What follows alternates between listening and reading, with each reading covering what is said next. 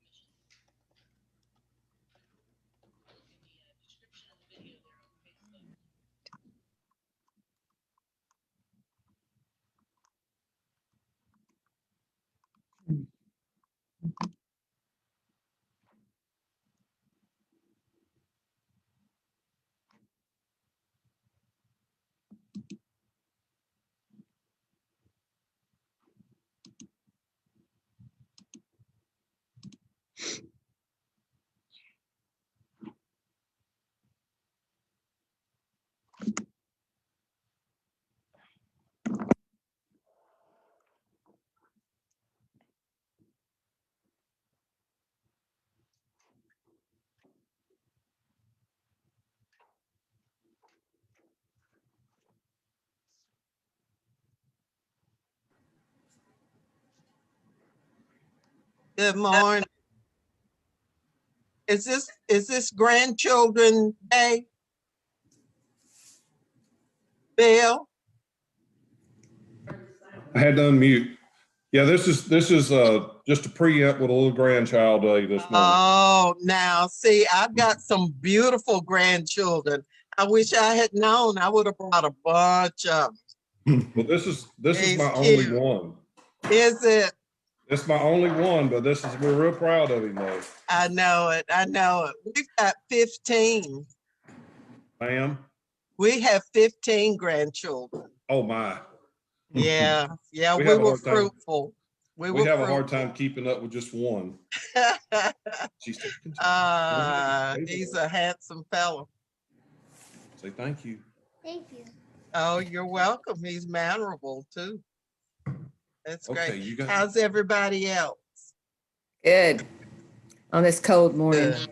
It is cold, isn't it? My husband left and he came back in. He said, "It's 30 something out there. I got to put on a sweater." I said, "I know." Yeah. Yeah. You doing okay? Are you doing okay, Elaine? Yeah, I'm just great. I feel so much better. David's still a little weak, but he's coming along really well too. Good. Yeah. That's a good Thanksgiving thing. Yeah. But that COVID, you don't want it. What kind of symptoms did you have? I had just a cough, kind of a slight cough, and then I did have some fever. Yeah. But basically that's all that I had, but it just lingers. Yeah. It lingers and every time I cough now, I always wonder if it's something. Well, you have to. You really have to. It's Commissioner Bivens looks very artistic with the light from his window. Where? I can't see. Let's see. Kind of like a film noir style. I like that light. Oh, yeah. It's very artsy. I can look outside and see the grass and the flowers. Oh, goodness.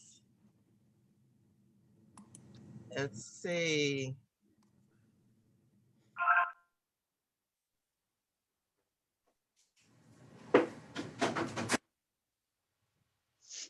I'll resend it. All right. So I'm told that we are live on the website too. Do you want to do a audio check from your end? Excellent. So for anyone watching right now, this is Rachel Gamble with Macon-Bibb Public Affairs. We are live today for our committee meetings. We'll be getting started here in a minute or two, very shortly.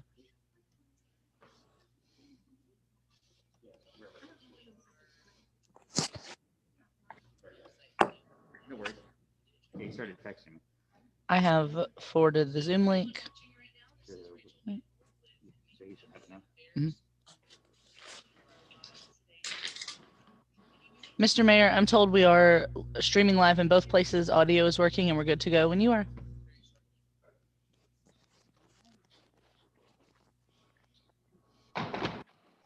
Good morning, everyone, and welcome to the Macon-Bibb County Commission committee meetings for Tuesday, November the 24th. Let me read our standard disclaimer there to get started. Out of an abundance of caution, the Macon-Bibb County Commission committee meeting scheduled for Tuesday, November the 24th, beginning at 9:00 a.m. will be available to the Macon-Bibb County Commissioners by video conference. The commission chambers will be closed to the public and press in order to slow the spread of COVID-19. Therefore, the public and press may only access the meeting simultaneously online at www.maconbibb.us or www.facebook.com/Macon-Bibb County. And with that having been said, as an introduction, that's a pretty good segue, I think, into our first announcement. I'm going to call on Spencer Hawkins, if he's on the line with us, to give us a troubling update, as well as an admonition about the upcoming holidays. Spencer, are you there? I am, sir. Can you hear me? I can indeed. I like your new background. You're not out there on this nippy morning in Amison River Park, are you? I am not. Okay. I am not. But my thoughts are for warmer weather and greener pastures. Yeah, Very good. yeah. So yes. Yeah, give us the update. Unfortunately, you are correct. The numbers are not going in the way that we would like to see. Since about the end of October, we've seen an overall rise in our COVID-19 numbers. We were down at the end of October, a low of about 15 cases per average. And most recently, we're at 22 to 23 cases, weekly cases per average, daily cases per average. So we need to continue. And I know I sound like a broken record, and I'm okay with that.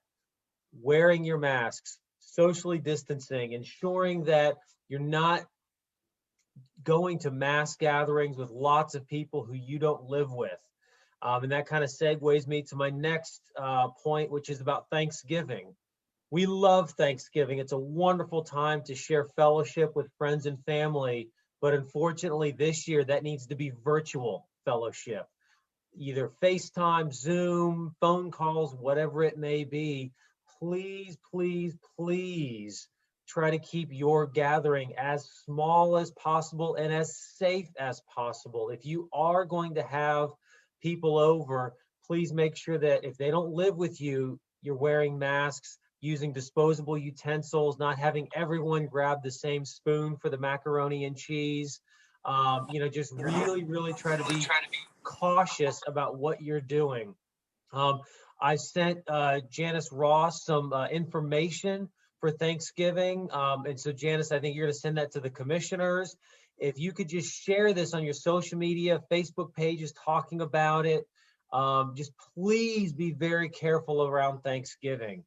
The last thing I want to talk about is that we are starting to talk about vaccines and what that means for us and how we're going to deploy that here locally. The local health organizations, and that's everybody from the North Central Health District to Navicent to Public Health to Coliseum, are all working together to make sure this is successful. And so we've got a plan in place. Right now, we just need to know when we're going to see these vaccines. And we've got 2 different vaccines. There's 2 different ways that they can be administered. So once again, this is going to be a huge education piece that we're going to need your help with. Right now, it looks like the first group of individuals that are going to get the vaccine, and they're saying sometime around the end of the year, maybe the first of next year, are your frontline healthcare workers, folks that are in nursing homes, long-term care facilities, things like that. We're also hearing that for, I'll call them everyday folks. If you're not one of those specialty groups, we're looking to get the vaccine sometime around late spring, early summer. So think May, June, July is when you may see a vaccine come your way. There's going to be a lot of information about this, and so we're going to need your help to get this information out and to share this and educate everyone about what's going on. What I can say is here locally, we are ready and we're going to make this happen. And that's all I have, barring any questions. Yes, Mr. Mayor. Yes, ma'am. Commissioner Wynn? Yes, sir. Spencer, I always ask this question. Do you have any knowledge of any hot spots, or is this still community spread? And are we asking people when they're diagnosed positively if they've been in contact and where it was? Just out of curiosity. Several weeks ago, our rise was attributed to a couple of long-term care facilities, but it has since grown, and we are now at complete community spread. So that is why we need to be very careful with, gatherings and things like that. And yes, if somebody has positive, the health department is still doing contact tracing. That's one of the best ways that we can control this virus. And we're also asking everyone that if you are positive, if you are feeling sick, don't go to work, contact your department director, contact your supervisor to make other accommodations. Well, that's why I was asking, because contact tracing is important too. Yes, so ma'am. To ask them where they may have come in contact would be beneficial to us. And Thank you. The health department does that. Mr. Mayor, Yes, Commissioner Allen. I'd like to ask Spencer this question. Spencer, do you know anything about the other counties that are close to us? A lot of them come into Bibb County, could have COVID and could take it back, or if they could get it from us. What are we doing about their counties, or what is the Georgia doing? We are trying to coordinate as best we can. One of the things that we're doing is we're sharing information. We have a regional healthcare coalition that we just met last week, and we're sharing this good information, and we're all singing the same song. Wear a mask, socially distance, no mass gatherings, be safe around Thanksgiving. That's really the best that we can do, but we're all in, we're all in it together. Like I said, we all have porous borders, and we're going back and forth, and we need to be safe. Yeah, Mr. Mayor. Commissioner Lucas? Mr. Mayor, I'm just coming out of a COVID infection, and thank goodness my husband and I are both recovering. But I just want to encourage people, don't let your guard down, because we got through a long period of time without becoming infected. But my husband went to a funeral, his last uncle, surviving uncle in Philadelphia. And we think that's where he picked up the virus. And I had not had it. I had done the masking, I had done the distancing, the wiping down, all of that stuff. But just don't let your guard down, because I ended up getting it from my husband when he returned from that funeral, and he thinks he got it, maybe in the flight or whatever. But you can't take anything for granted. You have just got to be very, very careful. And believe me, you do not want this virus. We are surviving, but there are so many people who are not. So let's please be careful. And during this Thanksgiving, if you've got good sense, please protect yourself and your family. Don't go to these big gatherings, because you're going to end up with the virus with these big gatherings. So be creative and come up with some ways of sharing with your family rather than in person. So that's true testimony. You don't want the virus. No. Right. Thank you, Commissioner Lucas. One last question from me. Spencer, you're also trying to keep up now with hospital capacities on the local level, are you not? And Yes, can sir. you give us a report on that? Yes, we're monitoring that information very closely. And right now, our hospitals, our three Coliseum Medical Center, Coliseum Northside, and then Medical Center Navicent Health are kind of fluctuating between busy, overcrowded, and severe based on the day. And I would say, you know, we've been monitoring over the last week or so, last couple of weeks. And at some point, any of our hospitals are on some sort of diversion, whether it's medical diversion, ICU, CCU diversion. And what diversion means is that they can no longer accept ambulatory patients. They're at a capacity where they can no longer accept patients. And so that's concerning to us. We're seeing a much higher spike in the metro areas and Metro Atlanta and the surrounding communities in Atlanta. And that's what happened in the summer. We saw the spike and we saw the rise in the metro hospitals, and then it came to hit us a few weeks later. And so, once again, our hospitals are part of our healthcare coalition. We're doing the best we can to try to keep everybody safe. And that's the other thing is getting your flu shot, keeping safe, keeping healthy, getting a flu shot will hopefully keep you out of the hospital so you don't have a severe flu. And once again, open up more space for those that have COVID or get COVID sick. Very good. Spencer, thank you very much. Appreciate all your hard work, and you stay safe and keep us posted. Yes, sir. Good. Our committee meeting schedule this morning will begin momentarily with the Committee of the Whole. Then we've got Economic and Community Development Committee schedule, Facilities and Engineering schedule thereafter, and then we'll wind up with Operations and Finance. And hopefully we won't be too long. I'm hoping we have a rather short agenda. And let me take this opportunity to wish everyone a wonderful Thanksgiving holiday coming up, and a safe Thanksgiving holiday, as we've talked about. So happy Thanksgiving, everyone. We've got a lot to be grateful for, individually, collectively, and as a nation. We have so much to be grateful for. So happy Thanksgiving, everyone. Going on now, let's call the Committee of the Whole to order. And I'm going to start by asking the clerk to call the roll. If you would, when she calls your name, if you would unmute yourself and give us a verbal response. That way those that are listening in can all see your picture and confirm your presence. Madam Clerk. Thank you, Mr. Mayor. Commissioner Wynn, Present. Commissioner Schlesinger, Here. Commissioner Lucas, Here. Commissioner Jones, Here. Commissioner Bivens, Here. Commissioner Allen, Here. Commissioner Shepard, Commissioner Watkins, Here. Mayor Pro Tem Tillman, I'm sorry. Here.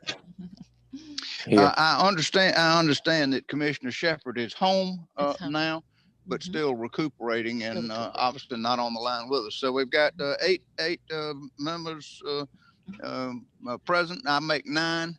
So, and if, I guess I can vote if we have to break a tie. Yeah, so y'all be on your best behavior. The first thing I want to do in the Committee of the Whole is to give you a couple of bittersweet announcements. I don't know that you have heard this, but the first is that our IT director, Brett Lavender, has accepted a new job in Hilton Head Island, South Carolina. Beginning on December the 11th is his first day at work. He gave us a letter of resignation yesterday and confirmed that his last day at work will be December the 11th, which is a Friday. That doesn't give us much time at all.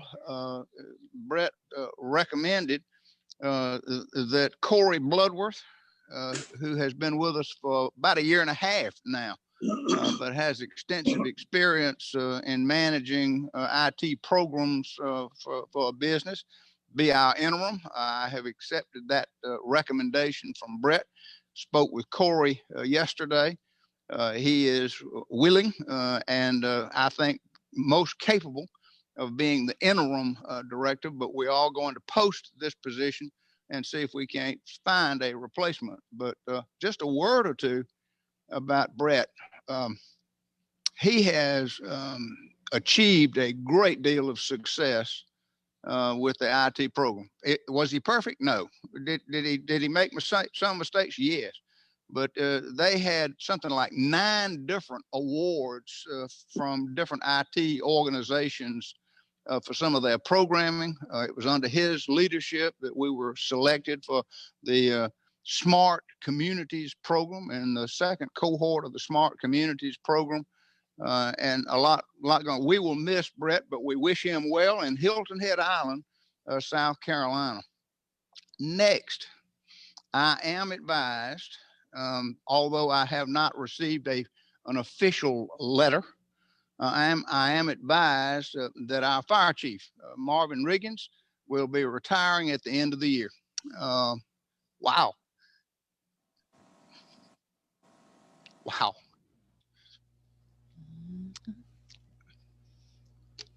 I'll have a lot more to say about that, but certainly a record of success and leadership. Holy mackerel. Thank you. Awards, Fire Chief of the Year from the Georgia Fire Chiefs Association, International Career Fire Chief of the Year. And like I say, he's going out at the top of his game, if you ask me. I have not received his official letter, but I am informed that he spoke with the county manager before the county manager left to go on holiday this week, and that he is informing his command staff this morning of his pending retirement at the end of the year. So more details to follow, but I also wanted to share that with you this morning. Any other announcements that I'm overlooking? Chris, any other announcements? If not, then the first item on our agenda is the approval of the minutes. And I understand that the clerk has prepared those minutes and distributed them. Are there any changes or corrections that we need to make to the minutes? If not, can I get a motion to approve the minutes? So moved. Got a motion by Schlesinger, second by Wynn, or vice versa. It was Doesn't real matter. close. Further discussion here, none. All in favor of approval of the minutes signify by saying aye. Aye. Opposed, say no. The ayes have it. The minutes are approved. Mr. Mayor. Yes, ma'am. Commissioner Lucas. Yeah, thank you.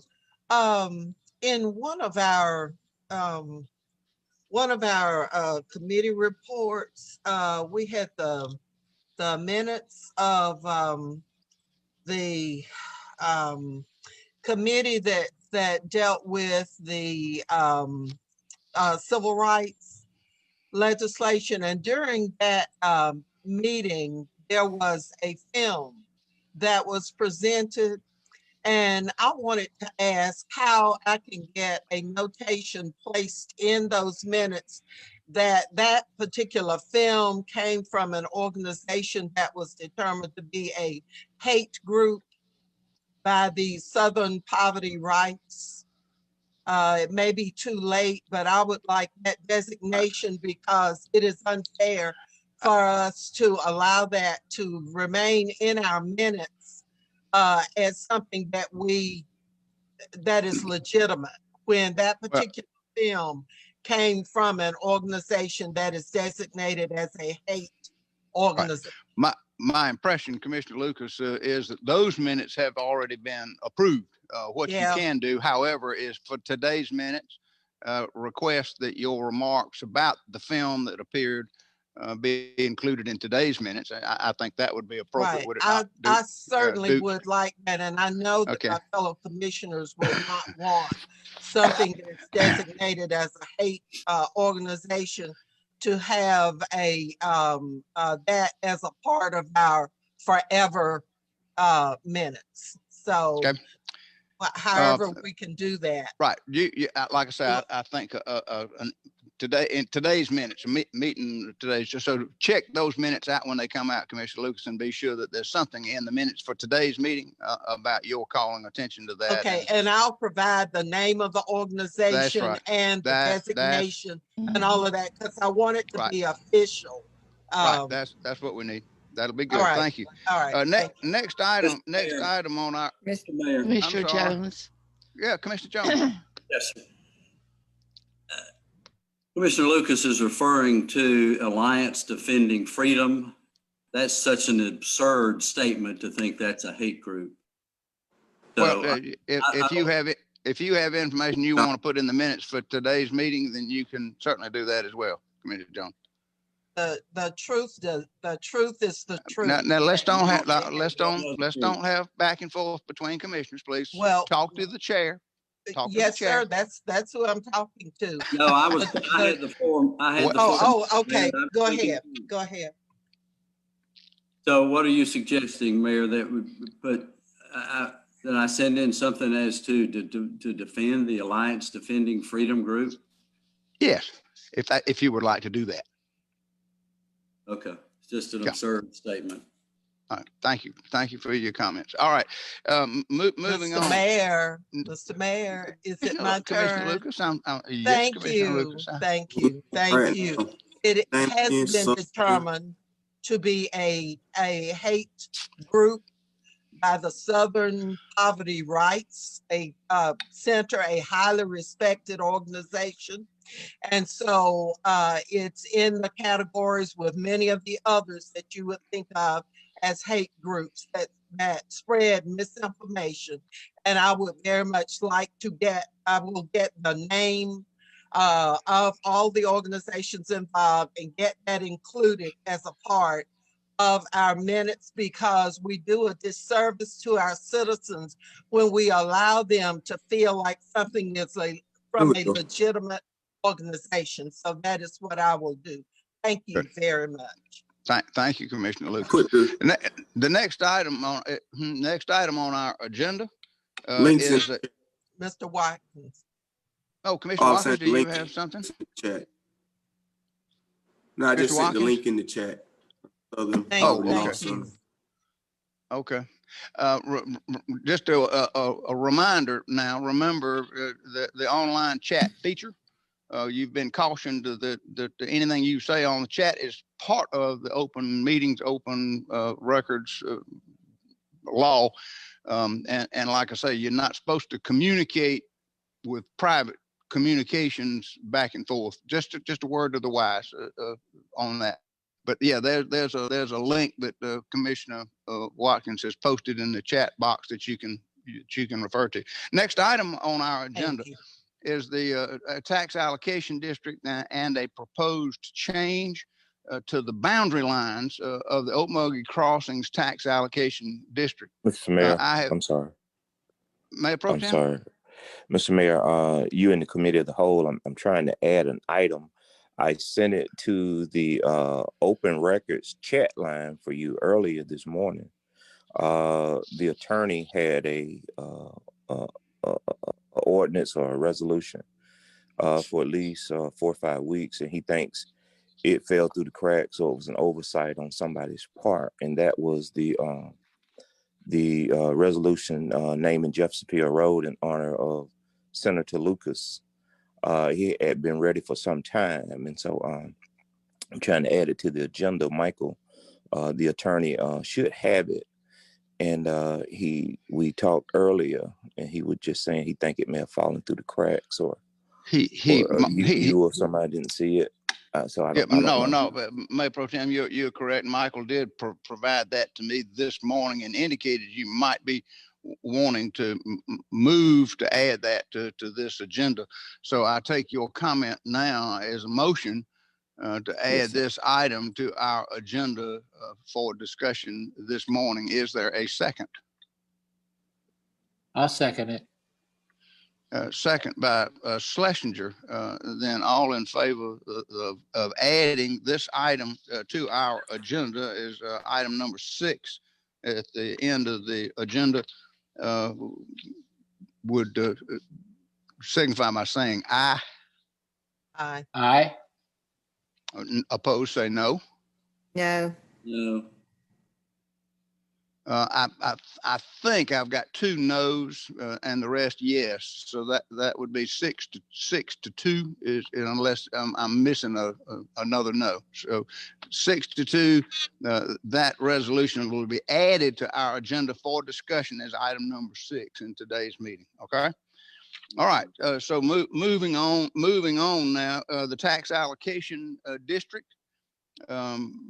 This is the Okmulgee Crossings Tax Allocation District, and what I'm trying to do is to include Linwood Cemetery in the Okmulgee Crossings Tax Allocation District. And you might want to say, why in the world, Mayor, are you trying to do that? The law, as I understand it, says that money raised in the tax allocation district must be spent in the tax allocation district for public improvements. If Linwood Cemetery is in the tax allocation district, then it is eligible, and we're working with the Linwood Cemetery group to see if they want to quit claim their interest in the cemetery to the city so that we can take it over and improve it. But the first step is to see if we can expand the boundary line and get it included. I've asked the Middle Georgia Regional Commission to help us with that. Greg Boyke and Laura Mathis are on the phone with us. And so I'm going to call on them at this point to kind of explain a little bit more. And maybe they've even got a map that they can share their screen and show you exactly what we're trying to do. Greg, I see you, and Laura, I think you're on the phone with us. Can I turn this over to you and you explain to us kind of the process that we've got to go through if the commission wants to pursue this? Yes, sir. Good morning. Good morning. Appreciate the opportunity to assist Macon-Bibb County.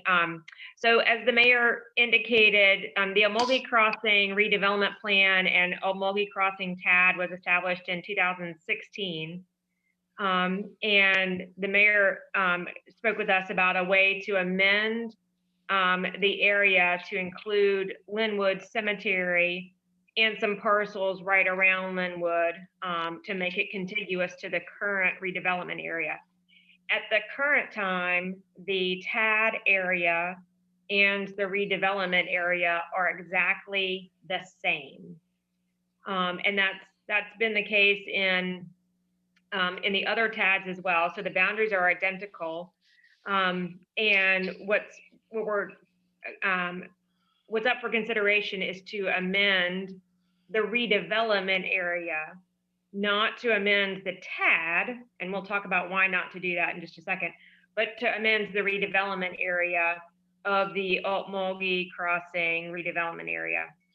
And the reason for amending one boundary but not the other is that in order to invest, excuse me, in order to invest TAD proceeds, the property or the project needs to be located in the redevelopment area. And so if we amend that boundary to include the Linwood Cemetery property and those around it, then that area would be eligible for spending TAD proceeds. There's no need to amend the TAD area itself because the property is what it is, meaning it is not taxable. There's no gain that comes in the tax increment by including that property in the TAD. And we would have to engage the Department of Revenue, the Board of Assessors, and jump through a whole lot of other hoops to really gain nothing when just amending the redevelopment area allows the same mission to be accomplished, which is to be able to invest resources in the Linwood Cemetery area. So what we've done is developed a draft of what the amendment would look like from a map standpoint that we are hoping to receive some input on today. If we need to make changes to the redevelopment area or amendment, then we will make those changes and bring it back to you. But wanted to at least make sure that the current proposed amended area, redevelopment area, is acceptable to the commissioners, and then we'll move forward. And I want to turn it over to Greg Boyke from our team. He's our Director of Public Administration. Pardon me, haven't had enough coffee this morning. And ask him to walk through. Ask him to walk through the map. And Greg, if you could also pull up the zoomed in focused map, that would be helpful as well.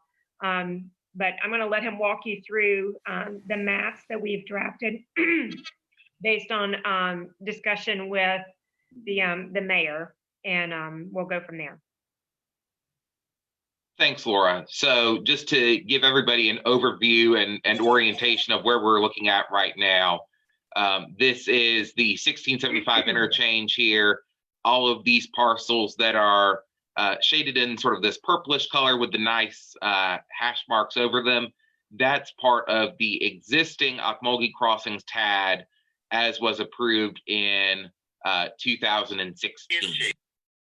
So we're looking at a couple of areas to potentially add as part of the redevelopment area. The main one being this area around Linwood Cemetery that I'll zoom in on in just a moment. But briefly before we get there, I want to talk about these two parcels right down here, which are seen in this insert. I'm going to zoom in to make that a little bit easier to see. So first off, when we were looking at the area in general, we noticed a couple very small parcels that were excluded previously before, and we couldn't figure out any reason why other than map error in that case. So these are just a couple of very small parcels along the Ocmulgee River that we're including with the Ocmulgee Heritage Trail just to keep that corridor consistent and included. So that's the brief aside there.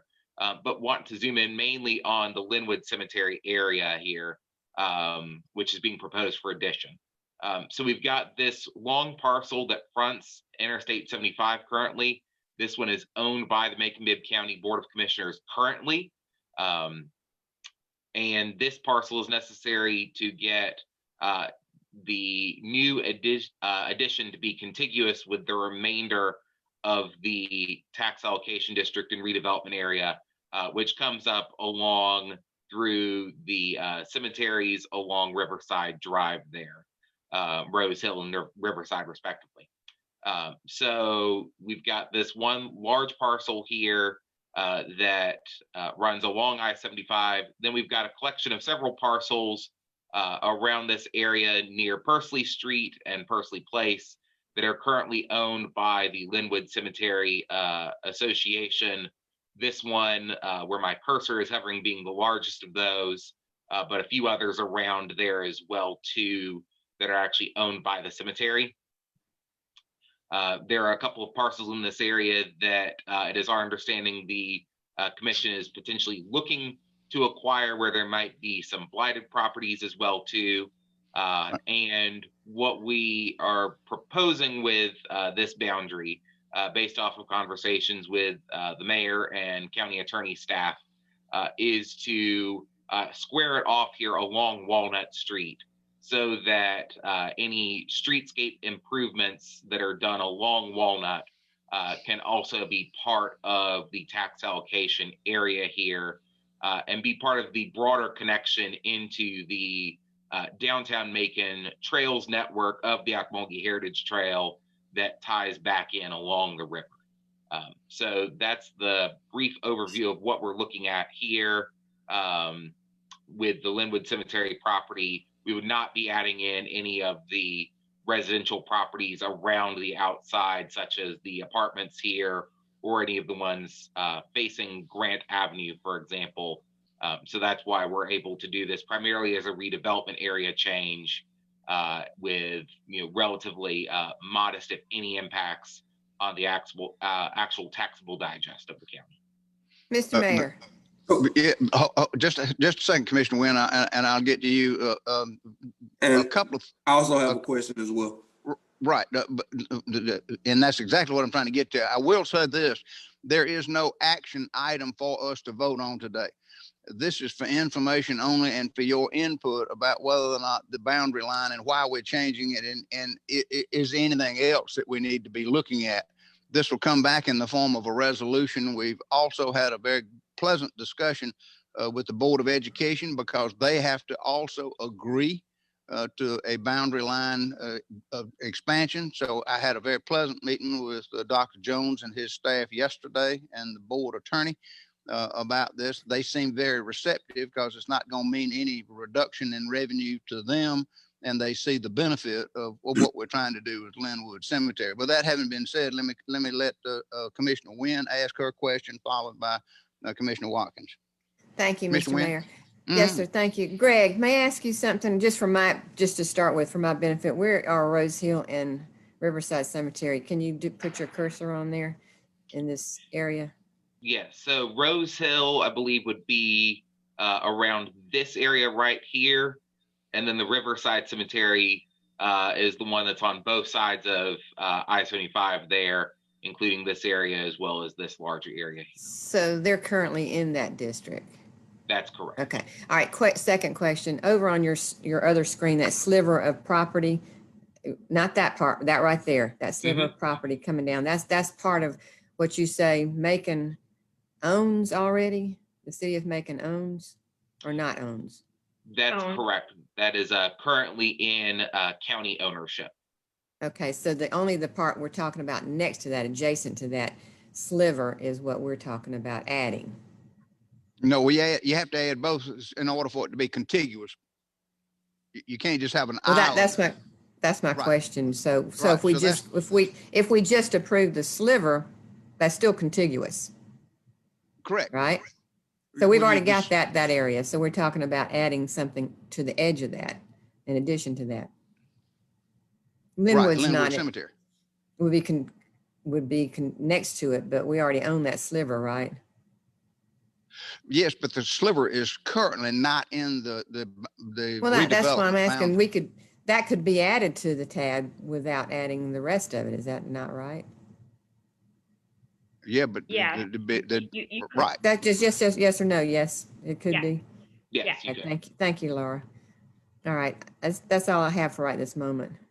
Good, Commissioner Watkins. Yeah, remind me roughly how much does the current TAD area generate annually? And what are the projects or ongoing things happening with those funds? The funds are separated and kept in a separate fund. Understood. The increment is kept in a separate fund. It has totaled up to about $20,000, I think, at this point, because you haven't had a lot of growth, economic growth in the Okmulgee Crossings tax allocation district. It's minimal, but there are big changes, I think, in the very near future with the Earl Bars property, with additions and or revisions on the campus of Coliseum Hospital. So all they've got to do is put a medical office building, for example, on their campus, and there's a $40 million increment that would go. And the whole idea behind the tax allocation district is that you can use that increment, the increase in value, to help make improvements within the boundary, which is why it's kind of strange looking, because there are parcels that go out the gray highways, for example, so that you can improve the safety and the attractiveness of the gray highway as it comes into the district. Emory Highway, you can do that. And of course, we've got the entire route of the Okmulgee Heritage Trail from the interchange of 16 and 75 between the interstate and the river included in the district, so that we can build and maintain the Okmulgee Heritage Trail all the way up to Amison River Park with proceeds from the tax allocation district. Oh, and, So and one just last thing, and I know I'm talking too much. Greg, if you could show the Rodney Davis location where the Rodney Davis Memorial is and the beer cave. Do you know exactly where that is? I believe that's this parcel right here, Mr. Mayor. That's correct. Which one? I put your cursor on the little highlight. That may be the beer cave. That little rectangle may be the beer cave, and Rodney Davis may be up a little bit more toward the cemetery, but not in it. But that would allow you then to spend tax allocation district to help maintain the Rodney Davis Memorial, our only Medal of Honor winner. Just so I'm clear on your number, are you saying 20,000 since 2016, or about 20,000 annually? No, well, it's been since 16, since we created it, and 20,000. Right, we've only generated about $20,000 in the tax increment to date, but it can change drastically with a single large project. Right, I really think you're going to see some growth in the next few years that'll really help that and give you some money to work with to make further improvements in that district. And I would like for us to be able to spend money. Go ahead. I'm sorry. So I guess my only and expanding the redevelopment area as a TAD, I'm not opposed to at all, and I appreciate the notice of Pleasant Hill. I guess my only concern would be, or what I would like to investigate further, is expanding the TAD. There's a lot of work infrastructurally and in terms of blight housing stock. We own a lot of stuff, land bank, and plan on acquiring a lot more in Pleasant Hill, right around that area, expand it to include some of the residents. I'm sure there's just based on kind of the innuendo from Ms. Mathis and Mr. Boyke, there seems to be some negative to including residents or residential areas within the TAD. So if you could, just so I'll know, it won't be on my mind forever, if you could explain that to me a little bit, because I would love to be able to tackle, like I say, some of that front-facing blight and infrastructure improvement that's needed in Pleasant Hill. Right, Laura, Greg, can you kind of respond to that about why we might not want to try to include additional areas into the redevelopment boundary? So it's important. I will definitely answer that question. I also want to address Commissioner Wynn's question of, could you just add that sort of long, narrow parcel that Macon-Bibb County owns to the redevelopment area? You can add any single parcel as long as it is contiguous to your existing redevelopment area. And with the request to figure out how to include the Linwood Cemetery in the redevelopment area, that parcel is the connector between, that Macon-Bibb County owned parcel is the connector between the existing redevelopment area and Linwood Cemetery. So that's why it's included. When the current draft was prepared for you to look at, it was trying to make it nice and neat and an easy recognizable boundary of Walnut Street, rather than selecting some parcels and not selecting others, just making it all of those that are on Walnut. In terms of whether to include or including additional residential parcels that are likely to be redeveloped as residential parcels, there's no, just including it in the redevelopment area and or the TAD area, neither one of those change the property tax situation for the property owner. What it does is say that if this property value increases, that increased revenue from that property being redeveloped goes into a special account that then gets used in the redevelopment area. But it does allow you to invest, infrastructure dollars to support residential development. And that's sort of the point of this, bringing it to you today with no action requested, is we'll talk through what the process is, but we wanted to make sure we had the map correct and satisfactory to the commissioners before we went through further process. because it will require a public hearing and then coming back before the commissioners and the Board of Education for adoption.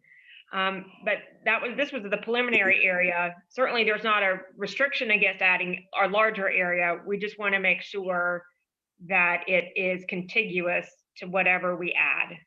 We don't want to skip the street, go over, or anything like that. Mr. Mayor. I would love to blast that out to most of Pleasant Hill and allow us to do some interesting things around blight and infrastructure. All right, I would. Well, there's one last point, Commissioner Watkins, and then I'll come back to Commissioner Wynn.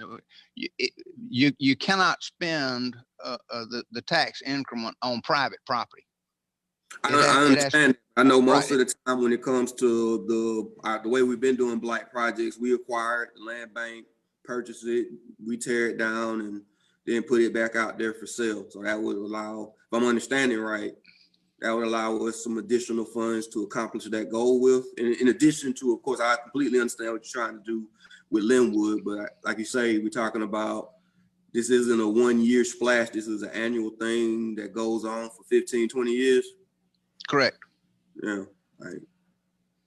If I could also, there's no limit on the number of amendments to the area that can be made. So if I understand that the acquisition of Linwood is pending. So if you wanted to do this amendment in order to allow from the time of acquisition of Linwood, those dollars to be spent in that area, you could do this amendment now and then come back in another year or 6 months or some other time frame to add additional areas to the redevelopment area. Once you see sort of how that blight project works over all the way over, I guess that would be to Forest Avenue maybe. So sort of let that develop a little bit more. And Laura, Commissioner Watkins, I have a question, please. I'm coming back to you, Commissioner Wynn. Hold on. But Commissioner Watkins, that would be my preference, is that we do the cemetery and try to get this done before the end of the year. And there are two reasons for that. Number one, I don't want to have to go through the Department of Revenue and that process, but when you amending the tax allocation district, I just want to do this one little change to the redevelopment area between now and the end of the year, because in this day and age of equity and inclusion, as we talk about using tax allocation district dollars to maintain Rose Hill Cemetery, I think it would be most appropriate for us to also be able to use tax allocation district dollars to maintain Linwood Cemetery. And my goodness, we have found in trying to do a one-time cleanup that we've got a lot more that needs to be done than a one-time cleanup. So what I'm trying to do is just get this part done this year, and then the next administration can look at expanding the boundary line in that. So that's just where I'm coming from. Commissioner Wynn, let me go back to you. I promised to come back to you. Yes, sir, please. So this is the why. You just said this is a why, because my question is, why are we doing this now? Why do we have to do this now? You mentioned that you want to get it done before the end of the year. Hold on a minute. I just want to know what's the urgency in it. And if we're going to have a public forum, how are we going to conduct that? The same way we did the ones last week? I mean, right. I just think that it's difficult to do public forums right now, but I think the public would need to understand why this is being done. Why do we want to add this additional property to this? It's kind of hanging out there on the other side of I-75. Mr. Mayor, hang on a second, okay? You keep wanting to say something, but hang on a second. That little piece is just hanging over there on the other side. I know that Rose Hill, I believe you said, and Riverside's private. Is that not correct? That is correct. But that's what I was going to mention to you, but I'll let you finish first. I mean, these projects like this are just being thrown at us left and right at the end of the year, and I'd really like to have some time to look at it and understand. I understand the contiguous property thing. Don't you have to go back and talk about that? But why are we doing this now? That's the why. The why is the big question for me here. I assume you want to clean up the cemeteries. Well, that wasn't being done privately. No, privately owned cemetery. let me see if I can't give you a couple of additional bits of information that factor in, and I'm sorry to belabor this. Greg, can you use your cursor and come over onto the inset for Linwood that shows it in greater detail, and put your cursor on Walnut Street. A little bit further down so that I can see it. It's blocked up. Maybe you can move it just a little. There you go. Okay. Now, what we are trying to do, we are trying and working with Linwood Cemetery to build a connector trail from Walnut Street through this area close by. It actually would go between the Beer Cave and the Rodney Davis Memorial. And it would run down under Riverside Drive. So from Walnut Street and run under Riverside Drive, loop up, cross back over the interstate on the Riverside Drive, and go into Riverside Cemetery, where you could pick up the existing Okmulgee Heritage Trail. That would connect Pleasant Hill with the Okmulgee Heritage Trail, and children and bicyclists and pedestrians wouldn't have to cross Riverside Drive. They'd go under it and get on the trail, safety and this, that, or the other. The commission has previously agreed to a one-time cleanup of Linwood Cemetery and the streetscape project along Pursley Street from Walnut Street into the cemetery as consideration for the easement across some of the parcels that the Cemetery Corporation owns. What we have learned in the process is that there is a great deal more that has to be done to stabilize Linwood, and a one-time cleanup just is not going to get it done. So that's why it factors into the bigger picture that we're trying to accomplish before the end of the year and the end of my administration. Why can't we continue with offering cleanups, private cleanups? I don't understand why that was a one-time thing and it didn't work. The community around there needs to pitch in, I think, and help with things like this. This is where the community becomes part of this issue, and I think the community should go in and help. But we aren't seeing the community do that. The community, particularly around there, do that. And this is You're their mistaken. property. Well, okay, you can correct me if you want to, but I think this needs to be a community project versus a city project. I think we need to look at it in that way. We need to have more of our community involved in more of our projects, because once you get involved, it becomes yours and you take responsibility and you take care of it. But I don't see why the city has to do this. Mr. Mayor. Commissioner Lucas. Thank you, Mr. Mayor. I do appreciate the opportunity to say something on this. For a number of years, way back when we were initially talking about bringing the Okmulgee Heritage Trail through Rose Hill Cemetery, all back to those days, I was opposed to that because there were so many citizens who had a problem with us bringing the trail through the cemetery. Over the years, there have been groups that have come together and have realized that this is a part of overall development of that area. And it also helps us in our tourist model that we have, where we're trying to open up as many opportunities for visitors to this community, as well as leisure activities for citizens in Macon. And the other thing is, there are groups that have been working for years and years and years on maintaining Rose Hill Cemetery, on making sure that Riverside Cemetery didn't go under, in making sure that the Linwood Group, which is now the Macon Cemetery Preservation Corporation, that they were able to get something done. All of this now becomes a part of a revitalization of that entire area and connecting it all together so that it benefits not just one section or two sections, but it benefits 3 or 4 sections of our community. And so now I have changed my mind because I see the benefit to this entire community. And it forms a part of what this commission has tried to do, and that is to improve as much as we possibly can in as many of our areas of Macon-Bibb as we possibly can. And I see this as a way of doing that. And I want to express appreciation to the Regional Commission for pulling this together and coming up with a strategy for doing this.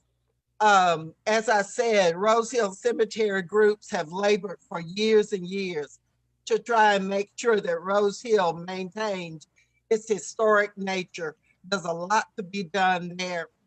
Also, Riverside Cemetery needs some help.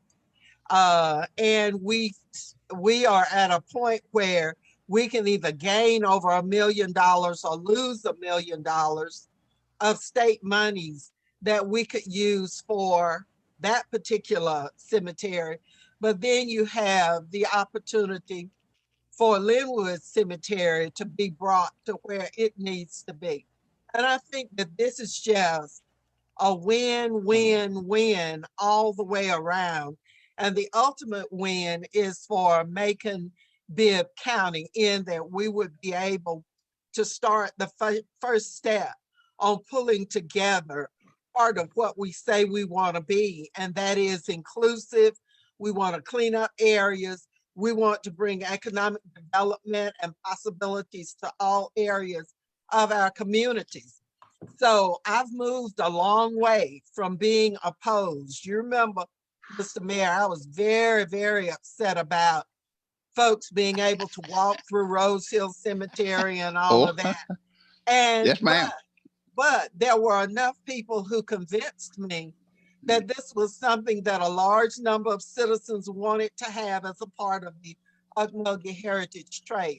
And the trail, to me, has become one of those life-saving things, because after the death of my son, Al, 15 years ago, the Ocmulgee Heritage Trail allowed me a place to go and grieve and cry and do whatever I needed to do to save me from losing my mind after losing my son, who was 26. And so all of this featured in my decision that truly this heritage trail, there was something about it that this whole community needed to support. And I continue my support for it. And I just encourage all of us on this commission to do what we can to approve this and to get a lot done for a lot of different people in this community. And I'm about to lose my breath. And thank you for allowing me to say all of that from a personal standpoint, but this is good for the community. It helps an awful lot of folks. And it cleans up to where Commissioner Watkins is talking about, where there are groups that are working to bring a new face to the Pleasant Hill area. So I support this. I know we're not taking action, but I certainly would encourage us, when we have an opportunity, to support this particular venture. And you sure we don't have anything to approve? No, not today. Not today.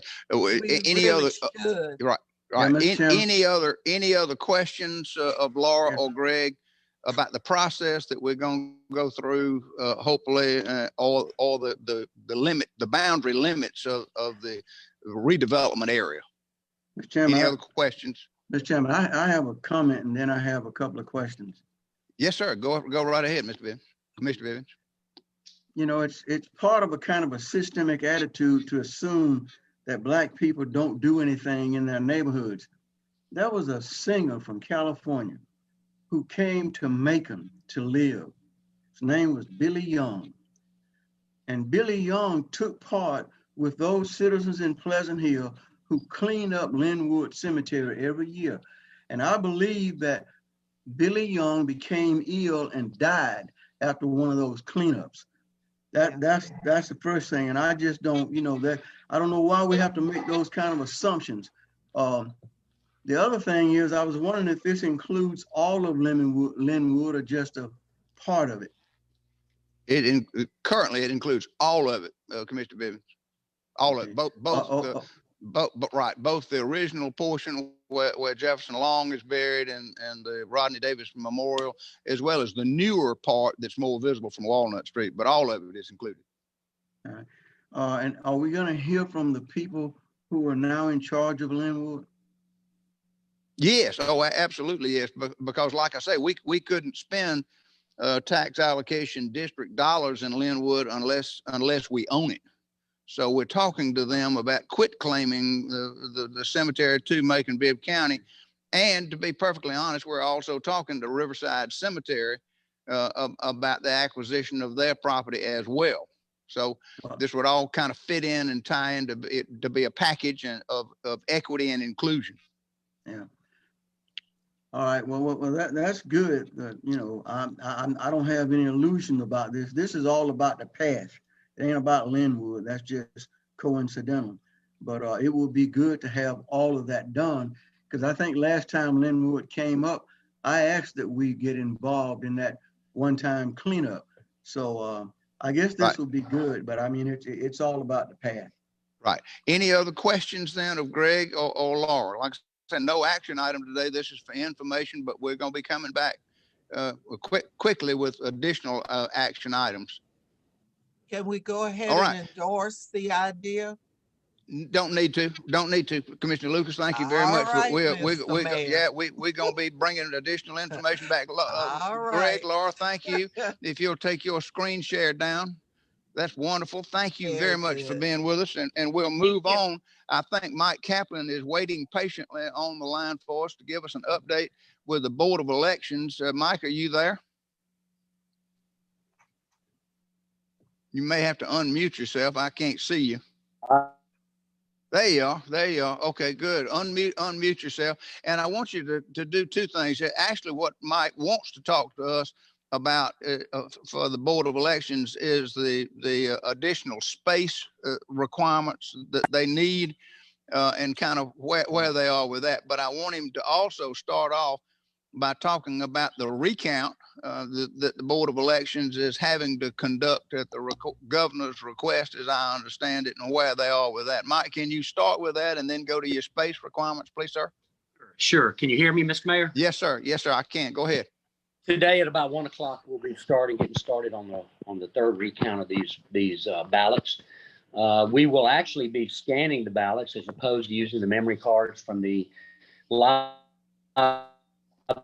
voting and the early vote, scanning all ballots. We'll also be scanning the absentee ballots. We've been in contact with both parties about getting their monitors and their observers all down there, and we're getting set. We had a telephone conference yesterday with the state and found out the rules and conditions of the new recount. And we're going to get started on that at 1 o'clock, and we'll go to about 8 o'clock tonight, and then we'll start at 9 o'clock in the morning and go to 7:30 each night. We'll take off Thursday and Friday. Hopefully we can get done in a very short period of time. The scanners we'll be using will not be the scanners that you use to vote with. They'll be the high-speed scanners we have. So that'll take a little less time, but the room will be crowded. We'll have all our monitors and very open to the public, very open to everybody. And just behave when you come down. That's all we ask. And we'll get started on that at 1 o'clock right after lunch and go until 8 tonight and get started. Well, thank you, Mike, for your service and the other members of the Board of Elections and all of the personnel out there. Y'all have really done yeoman service with this, and not through yet. Got another election January the 5th, right? We do. Early voting starts December 14th. You can. Commissioner Wynn, I see your hand. Yeah, this is just a quick one to Mike. Bless your heart and bless the hearts of all those that work down there. We appreciate y'all. Thank you. Thank you very much. Well, now you really focus on the space requirement. Yeah, hold on. Those 18-wheelers just sitting outside make us look real tacky. Okay, so let's get into the space. That's a great idea. Right now, reason we're in such desperate need of space is because, as you know, we got new voting equipment. And we went from almost about 400 pieces of equipment to over 1,200 pieces of equipment. We have new printers. As you know, each voting station has a printer. Each voting station has those screens. We have iPads. We have they're called poll pads. And we have those tabulation machines that are actually look like big trash cans. So that's why we have stuff stored in the back. And so I went to I spoke to the mayor and to Dr. Moffitt about speaking with the owners of the building, and they actually came to us. And these are the people trying to make Westgate a beautiful place. And they've done a really good job out there fixing it up.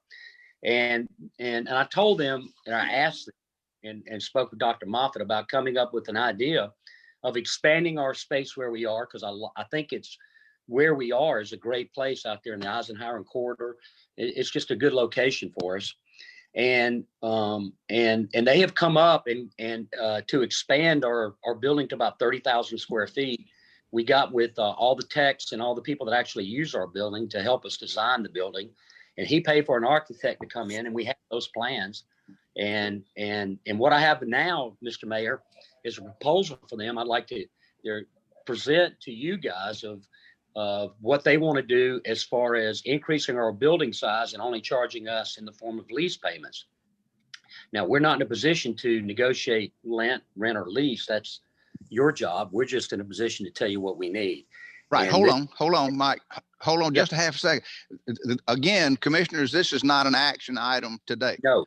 But we do want to tell you kind of where we are with thoughts and ideas and this, that, or the other. And Mike has just alluded to the fact that the new owner of Westgate is very interested in having the Board of Elections as a tenant at that location. So much so that he is willing to do the work to add the space to the building at his expense, and then just turn around and charge us an increased rent, because we pay him rent on that building. So he would increase the rent and recoup his investment over a period of time, as I understand it. But this has got to come back to you for you to look at and approve the design, the size of the addition, and the additional rent to be paid as a consequence. But this is not an action item today. This is just more information for you. So, Mike, let me turn it back over to you, sir. Right. You're absolutely right, Mr. Mayor. And I apologize for not being as detailed as I should have been. But our current building is about 12,500 square feet. His renovation would take us to 30,000, which would give room for our storage and be able to get rid of the two, 20-foot containers we have in our back area that we're having to store things in. And so that's where we are. He's also including furniture and fixtures and carpeting and tiling and fixing our ceiling, which we desperately need out there at the Board of Elections. And so what I'd like to do is just permission for you guys to turn it over to somebody over there at the county to start negotiating with these folks, because they're really, really ready to get going. And next year is a good year for this. We have an off year after the election in January, and there are no elections in 2021 that we're aware of at this point. And so he says he can be ready for 2022, which will be our next midterm election. And so that's all I've got. He hired Bob Brown, the architect here, and local architect, to do the work, the design work. And that is all done. And all I've got to do is get permission or turn this all over to you, Mr. Mayor. Mr. Mayor. Commissioner Bivens, go ahead, sir. Yeah, I kind of had something in the back of my mind. I don't know how many poll workers we've had recently, but they have been a critical part of what's going on.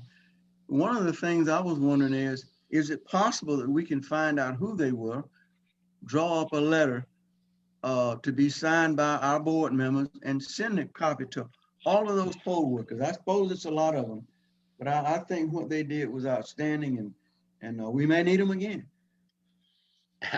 Well, we are, and then no doubt.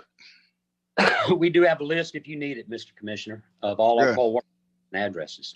So it's just a matter of the board deciding if it wants to do the letter and send it to them. Commissioner, I think that's wonderful, but let's wait till we get, January 5th will be done. And if you want to send them a letter of encouragement, I'm sure they certainly need it. They have been through an awful lot since May. Well, I'm thinking about what they've already done, though. I mean, Correct. That's what I'm saying. that'll be encouragement for January too. All right, Commissioner Allen, I see your hand, sir.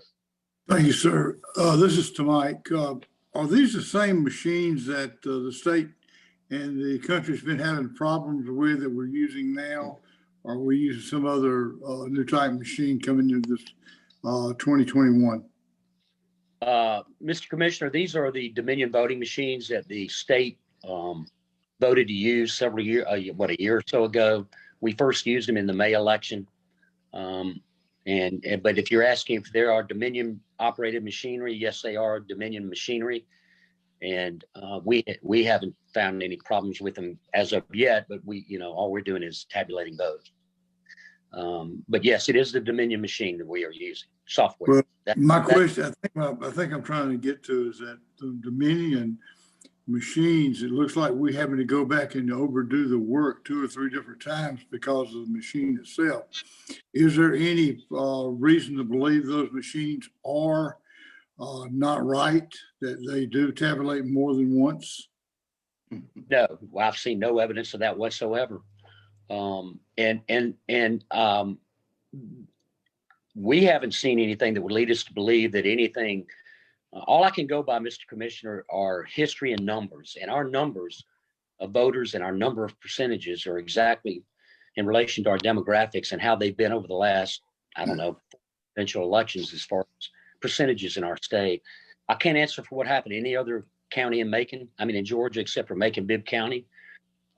I can tell you our hand recount came very close. As a matter of fact, I think our original report was 70,802 votes, and the actual hand count at 70,778. And I think that's fairly close. Well, I'm not pro or con on this. I just think we just need to let the people of Bibb County know that we are having proper elections. I really believe that. And I think the election board and this board and the mayor needs to stand firm. If we've gone through this, it costs money to keep going through this. And I just think it's about time we do that. Yeah. As a follow-up, Mr. Mayor. Yeah, Mayor Pro Tem. Number one, to the commission, anytime there's any election across the state of Georgia, and if there's a margin of 1% or less, there is an automatic recount. Sure. So there's nothing that any machine did. There's an automatic recount. So that's why you got the second recount. The third recount is at the request of the governor. And so so that's why you have a recount. It had nothing to do with any machines. And just let me say this, Mike Kaplan has been a good spokesperson for the Board of Election. And we've had many, but the way he presents himself and presents information to not only, Mike, you don't even know this, I sit in on y'all's board meetings on the phone. I've never said a word, but just to listen to you and how you conduct meetings, and even when you come to us, I am just good and proud to have you as our voice right now, leading the way. And I thank you as that independent voice over there at the Board of Election and that member as well. Thank you, sir. Thank you, Mr. Commissioner, but I do just correct you once. The second election was the one that was called by the Secretary of State, the second recount. That was not caused by Mr. Trump. Mr. Trump called for this third one because the margin of victory was less than 0.05% or 5%, half of 1%. And so that's why we're having this third one. This is the one requested by Trump. The second was actually not a recount. It was called an audit. Our Georgia recount law does not allow for hand counting of ballots. And so he had to call it an audit to get the hand counting done. So the first was our real election. The second was the audit conducted by Secretary of State Rafflesberger, and then the third, this one we're doing now, is by the candidate who lost by less than half of 1%. And so that's where we are now doing our final recount.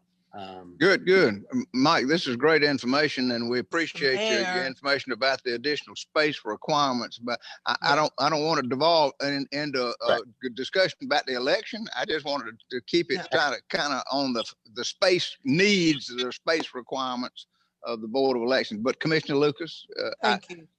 recognize you. Thank you very much.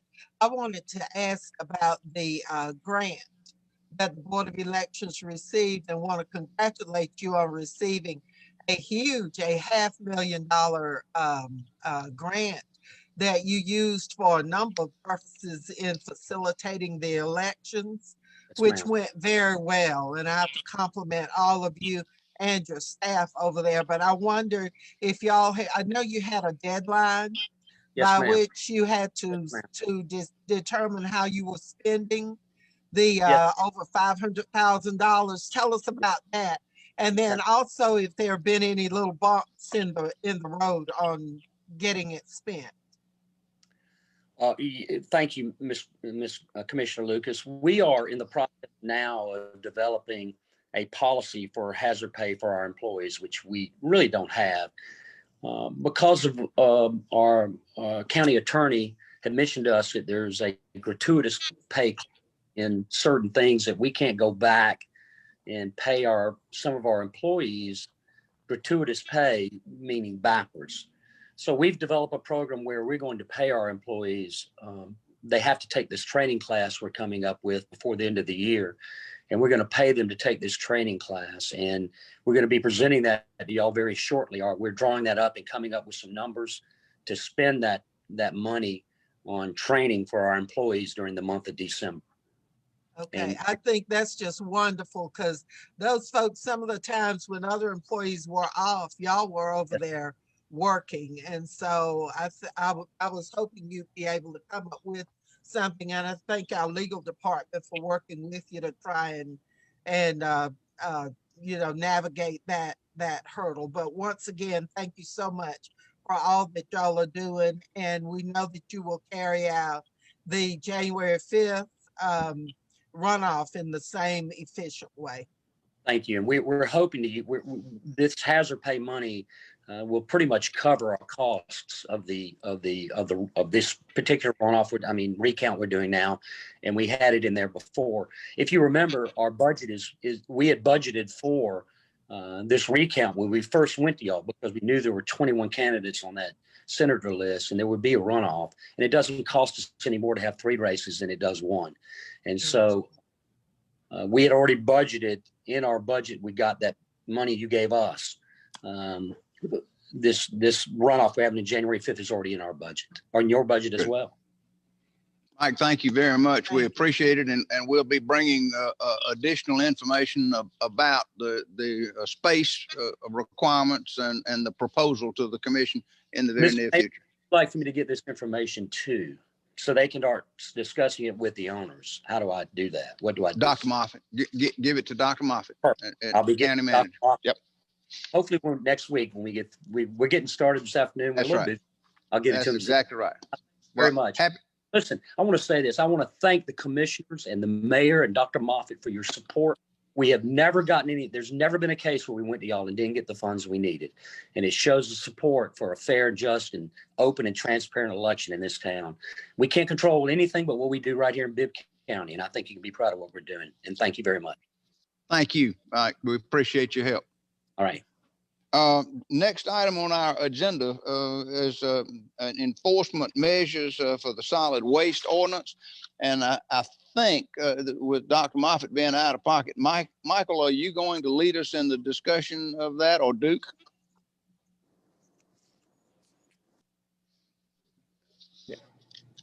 Yeah, Mr. Mayor, I'll be glad to go through this with the commission. So this is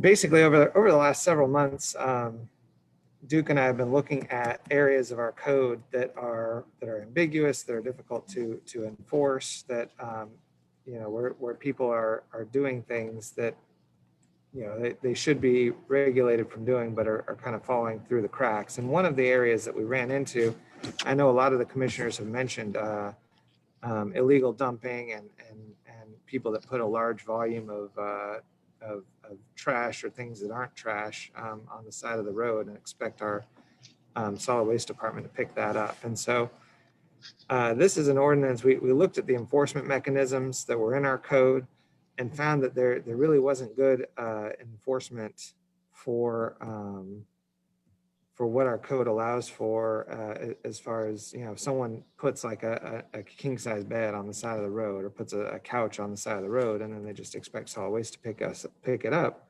That's not really something we're equipped for, and that's not really something that we have a way to regulate. And so what this ordinance does is sets out basically a provision for adding a special handling fee to the solid waste bill of the property where this stuff is being collected.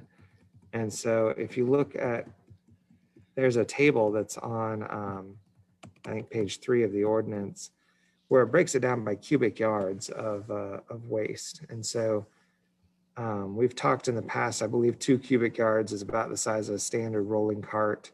And if it's a excess waste that's under that, then the special assessment fee is $25. Up to 4 cubic yards is $75. Up to 8 cubic yards is $125. Up to 12 cubic yards, which would be like 6 trash carts, is $175. And it goes up to 20 cubic yards is $275. And then every cubic yard over that is another $12.50 that we would charge as a special handling fee. This would apply to the property owner where the items are picked up. If there's some sort of characteristic of the waste that makes it unsafe or impractical to pick up, if it's some sort of like industrial waste or radioactive or anything like that, then we certainly don't have to go and pick it up. And it provides for, to the extent that special precautions have to be taken to handle certain waste, then it provides for assessment of those fees as well. So let me see here. And it may be easier if I just share the screen and kind of walk through the ordinance here, but I think it speaks for itself. Yeah, it's pretty straightforward. So these are existing sections that we have in our code. It just kind of clears up some of the ambiguities in the language. We have inspectors, if they find waste that is excess or violates this, then we send a notice. The owner has 10 days to remove or clear the waste from the notice violation. Otherwise, we'll take care of it and we'll assess the special fee. And let's see. There's nothing creates an obligation or duty to pick up or remove the offending waste. So if it's something we can't handle for some reason, we don't have to take it. And then there's an appeal procedure. If someone disagrees with a special fee that's assessed against them, they can go to municipal court and appeal. And let's see. And that's basically all it does. Mr. Mayor, if I may. Yes, Mayor Pro Tem. This is wonderful. This is an excellent ordinance. I'd love to co-sponsor this. A lot of these provisions that we are talking about that the attorney has just read is already in the bill. They have just not been enforced. The only piece that I see missing, let me just say this.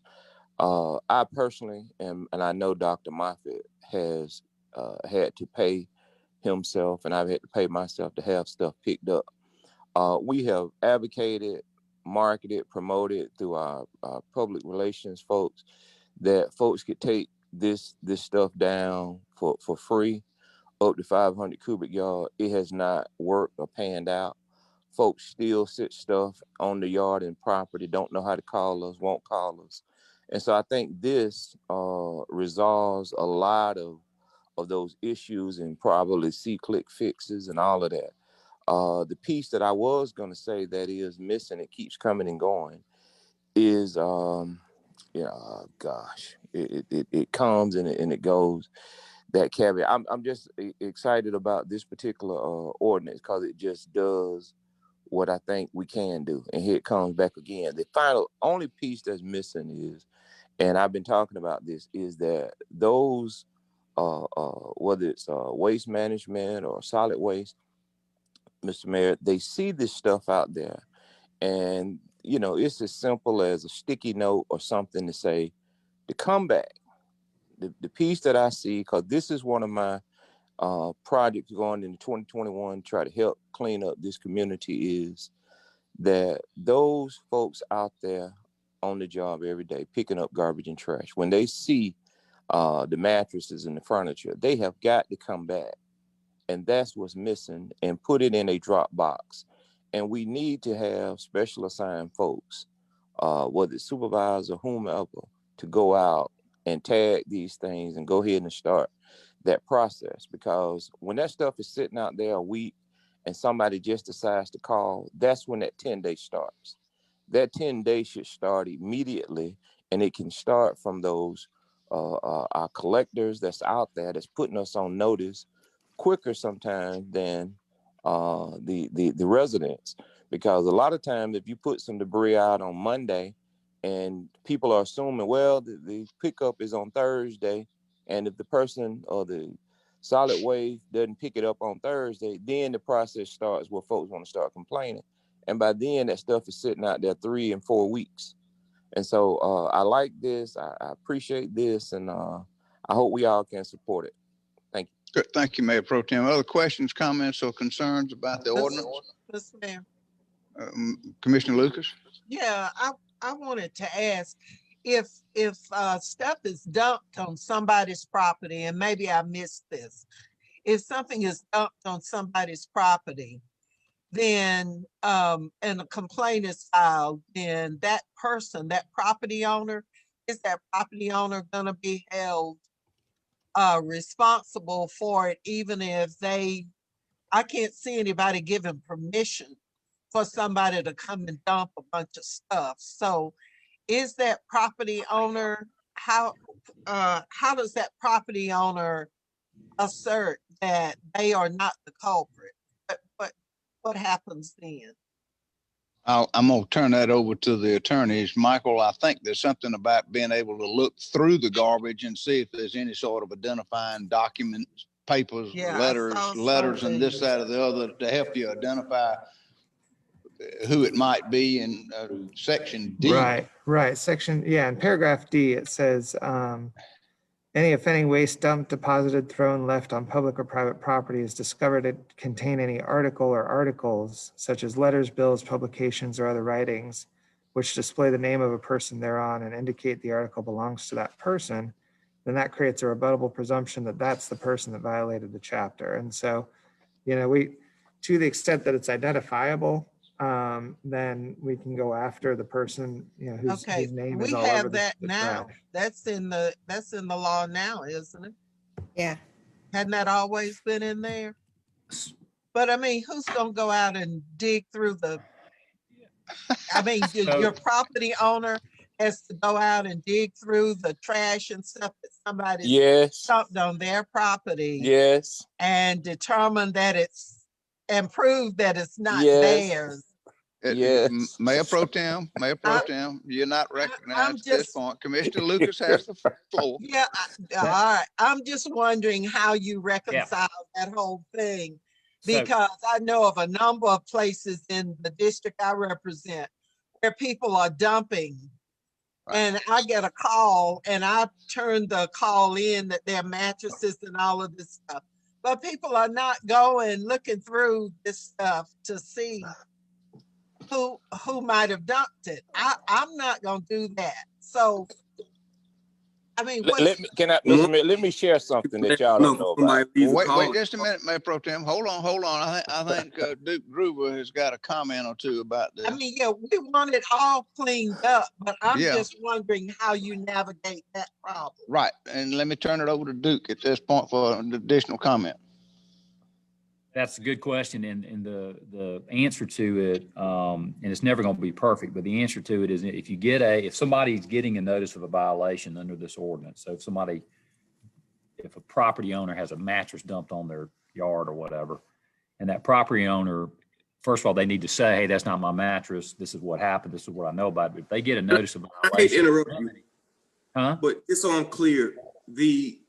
the first person who's going to get the notice will be the property owner in the majority of the instances. Is that the way we're structuring this? And he has to appeal, if I'm understanding you right? It depends on the circumstances, but that's possible. I mean, if somebody has a mattress on their private property, the whole point of the ordinance is somebody's got to be responsible for it, not the county. So the way they would appeal, until you just hit what I was going to say, they would appeal that through municipal court, and they would have before they have to pay a fine, before they have to do cleanup, it stays that process. And if they can show that that's not theirs, and they can call a witness or they can testify themselves, and if the court believes them that it's not their property, that's the remedy they have. It's hard to craft something like this beyond that. It's just, because I know this is difficult because there are parts of our community where waste is just dumped anywhere. But unless you're just willing to, go ahead. Commissioner Wendy. Commissioner Lucas, are you through? Yeah. Okay. That's a big question mark. Mr. Mayor?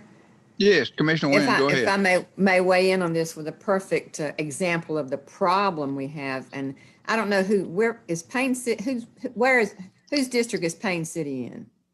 Is that Mayor Pro Tem's? There is part of it at any rate. Ongoing dump problem over there.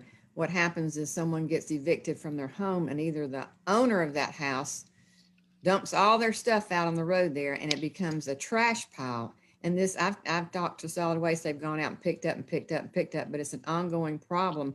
And you can't identify that. I call the health department, and I go over there because I'm involved at the Payne Mill Antiques Mall. But I called the health department because children live in that neighborhood, and they were starting to go through some of the trash.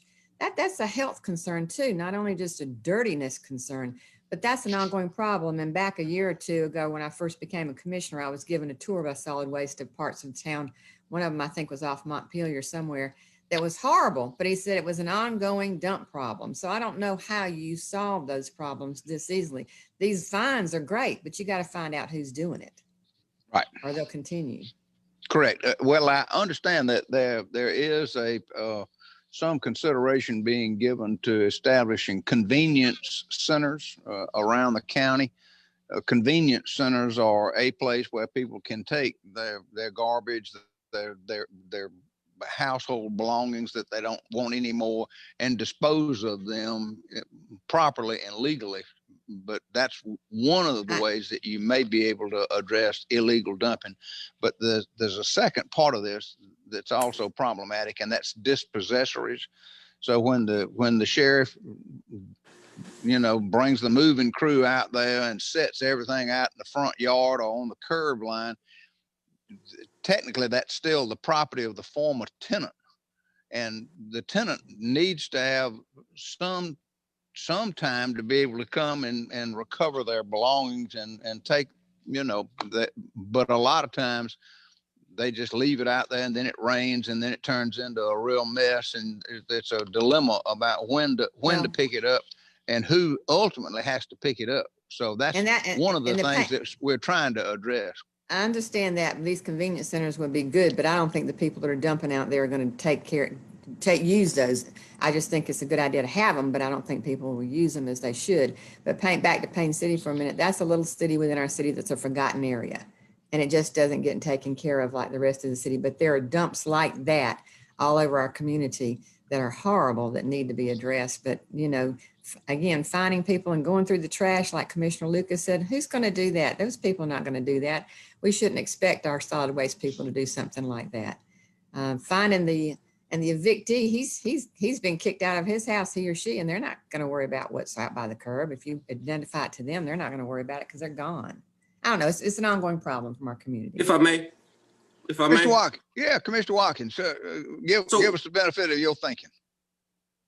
So me, Dr. Moffitt, and Director Pat Raines, I've been having like an ongoing conversation about a concept of addressing illegal dumping.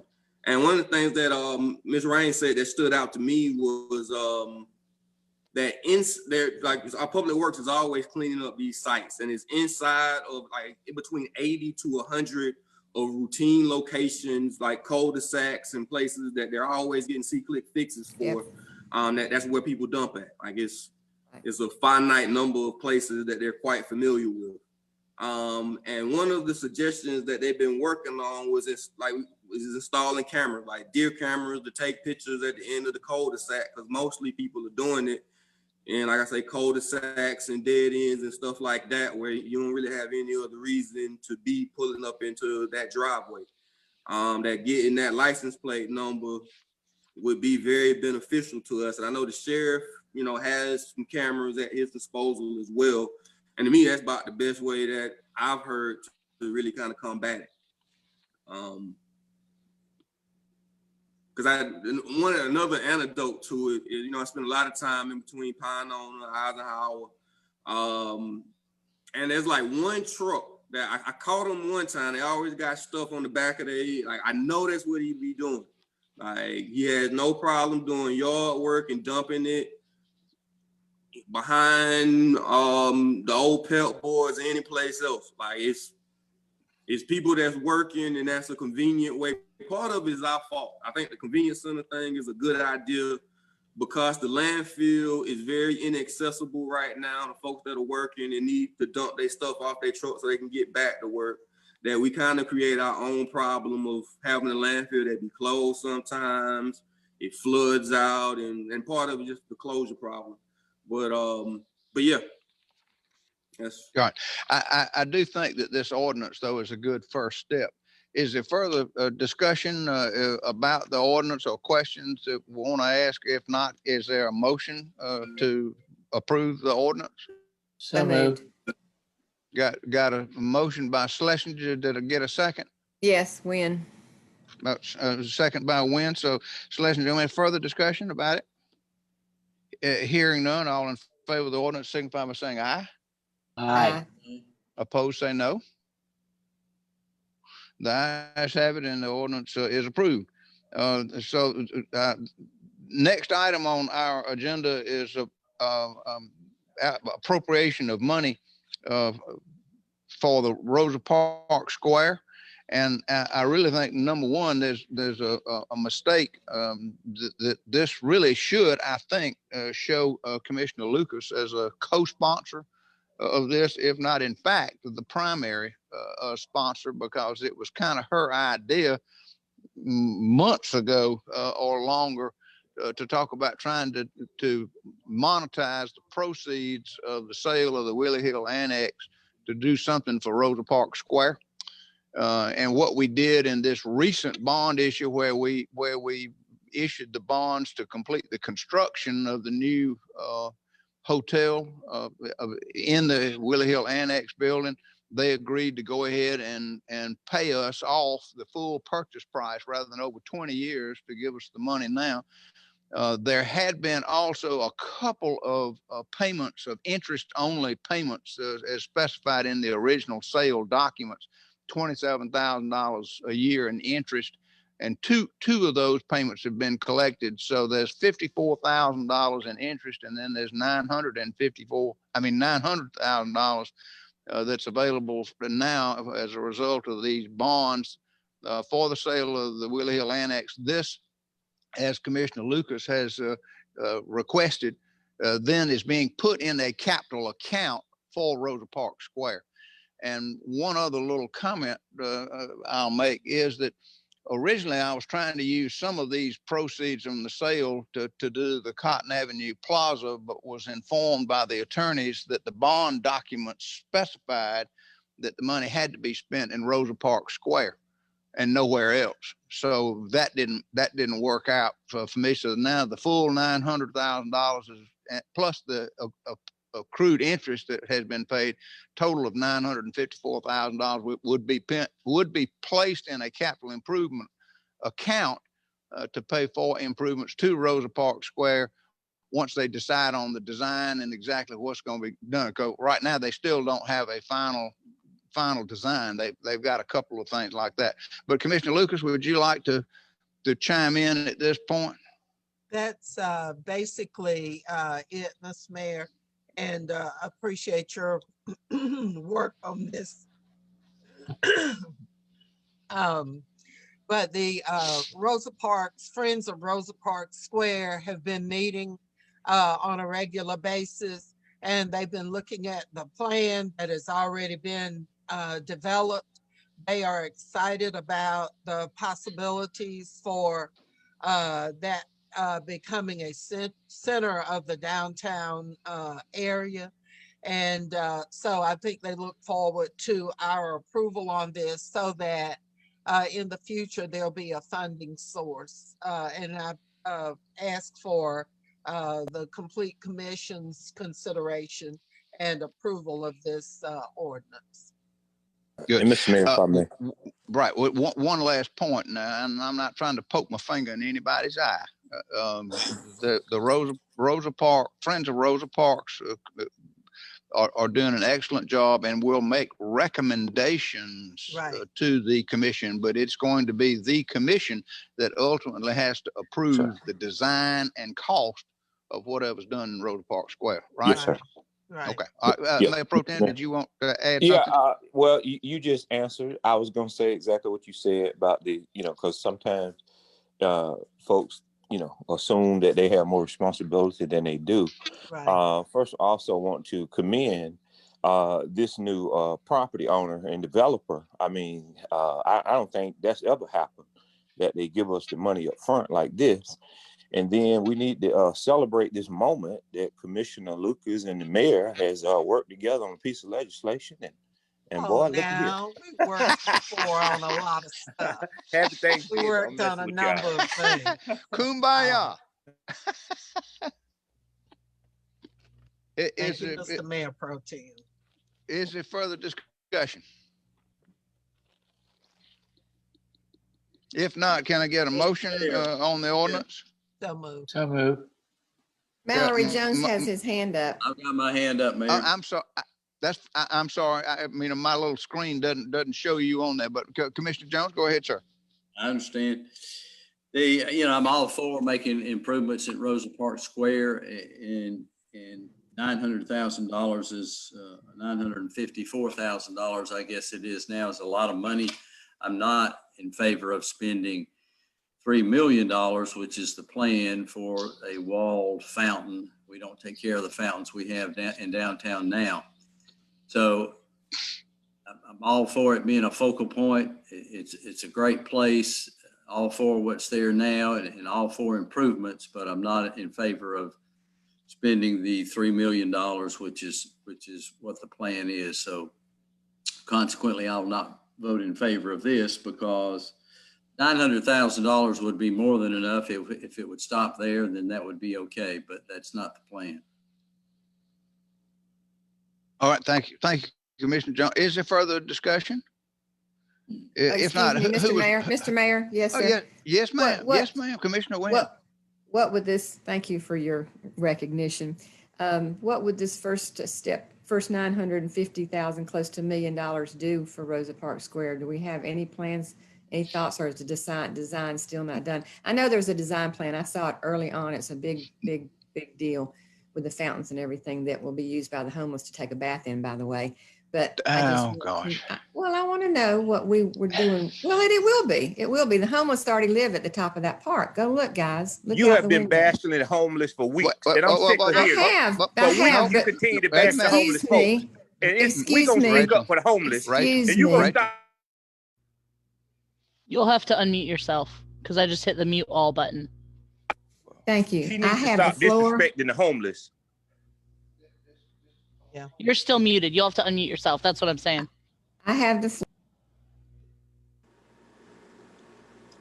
Mr. Mayor. I'm trying to run a meeting here, and you're right. Commissioner Wynn has the floor, and please don't interrupt. Please don't interrupt her. Wait to be recognized. I'll try to recognize you, Mayor Pro Tem. If you got something that you want to say next, I'll come to you next. But Commissioner Wynn has the floor. Commissioner Wynn. I have always been respectful to you when you're speaking. I never interrupt. So I would hope that you would do the same for me. This should be a cordial meeting between all of us. But let me just say, yes, I say things about the homeless. If your husband had been assaulted by one in downtown, you would feel as strongly as I do about this. And all you need to do, commissioners, is go look at the top and the bottom of Poplar Street right now and see where the homeless are gathering. And yes, if there's a fountain put there, it will be used in the wrong way. I'm sorry. But I think that we need to know what this $900,000 is going to do first. I don't have a problem with any improvements to Rosa Parks Square. I actually have a better idea for it, but I think that we need to see what that first leg of almost $1 million is going to do for that particular piece of property. I'd like to see that. I'm in favor of improving it, but I'd like to see that before I vote on this $950,000, almost $1 million for that improvement. Let me see if I can't answer your question, and I'll also let Duke and/or Michael chime in. It wouldn't do anything. It wouldn't do anything with the money other than to take it from the Urban Development Authority, where it currently is, because they're the ones that issued the bonds, so they're the ones holding the money. It would take it from the Urban Development Authority and put it in a capital improvement account for commission to appropriate at a future date once you have something to spend it on. So this is actually, Mr. Mayor, I know what this is doing. You don't have to explain that to me, okay? I understand what we're doing today. I thought that was your question. My particular question was, what is the first amount of money going to be spent on? Do we have a plan already at all for what that $900,000 to $1 million is going to be spent on to start with? Maybe we can do what we need to do with $1 million, but I just don't see, I know we're just transferring money. Correct. I don't think we're spending it on anything. We're just appropriating I don't know where it's going to be spent. We don't know yet. It's going into a capital improvement account. But Michael wants to address this and clarify what I'm saying. Michael. Thank you, Mr. Mayor. So the Friends of Rosa Parks Square Board has been meeting to talk about their ideas and plans and design options for the park. The first step, the first thing that any money would have to be spent on, the drawings that we have right now are just concept drawings. We would need to get actual like architectural and engineering drawings that we could then bid out based on whatever the design is that the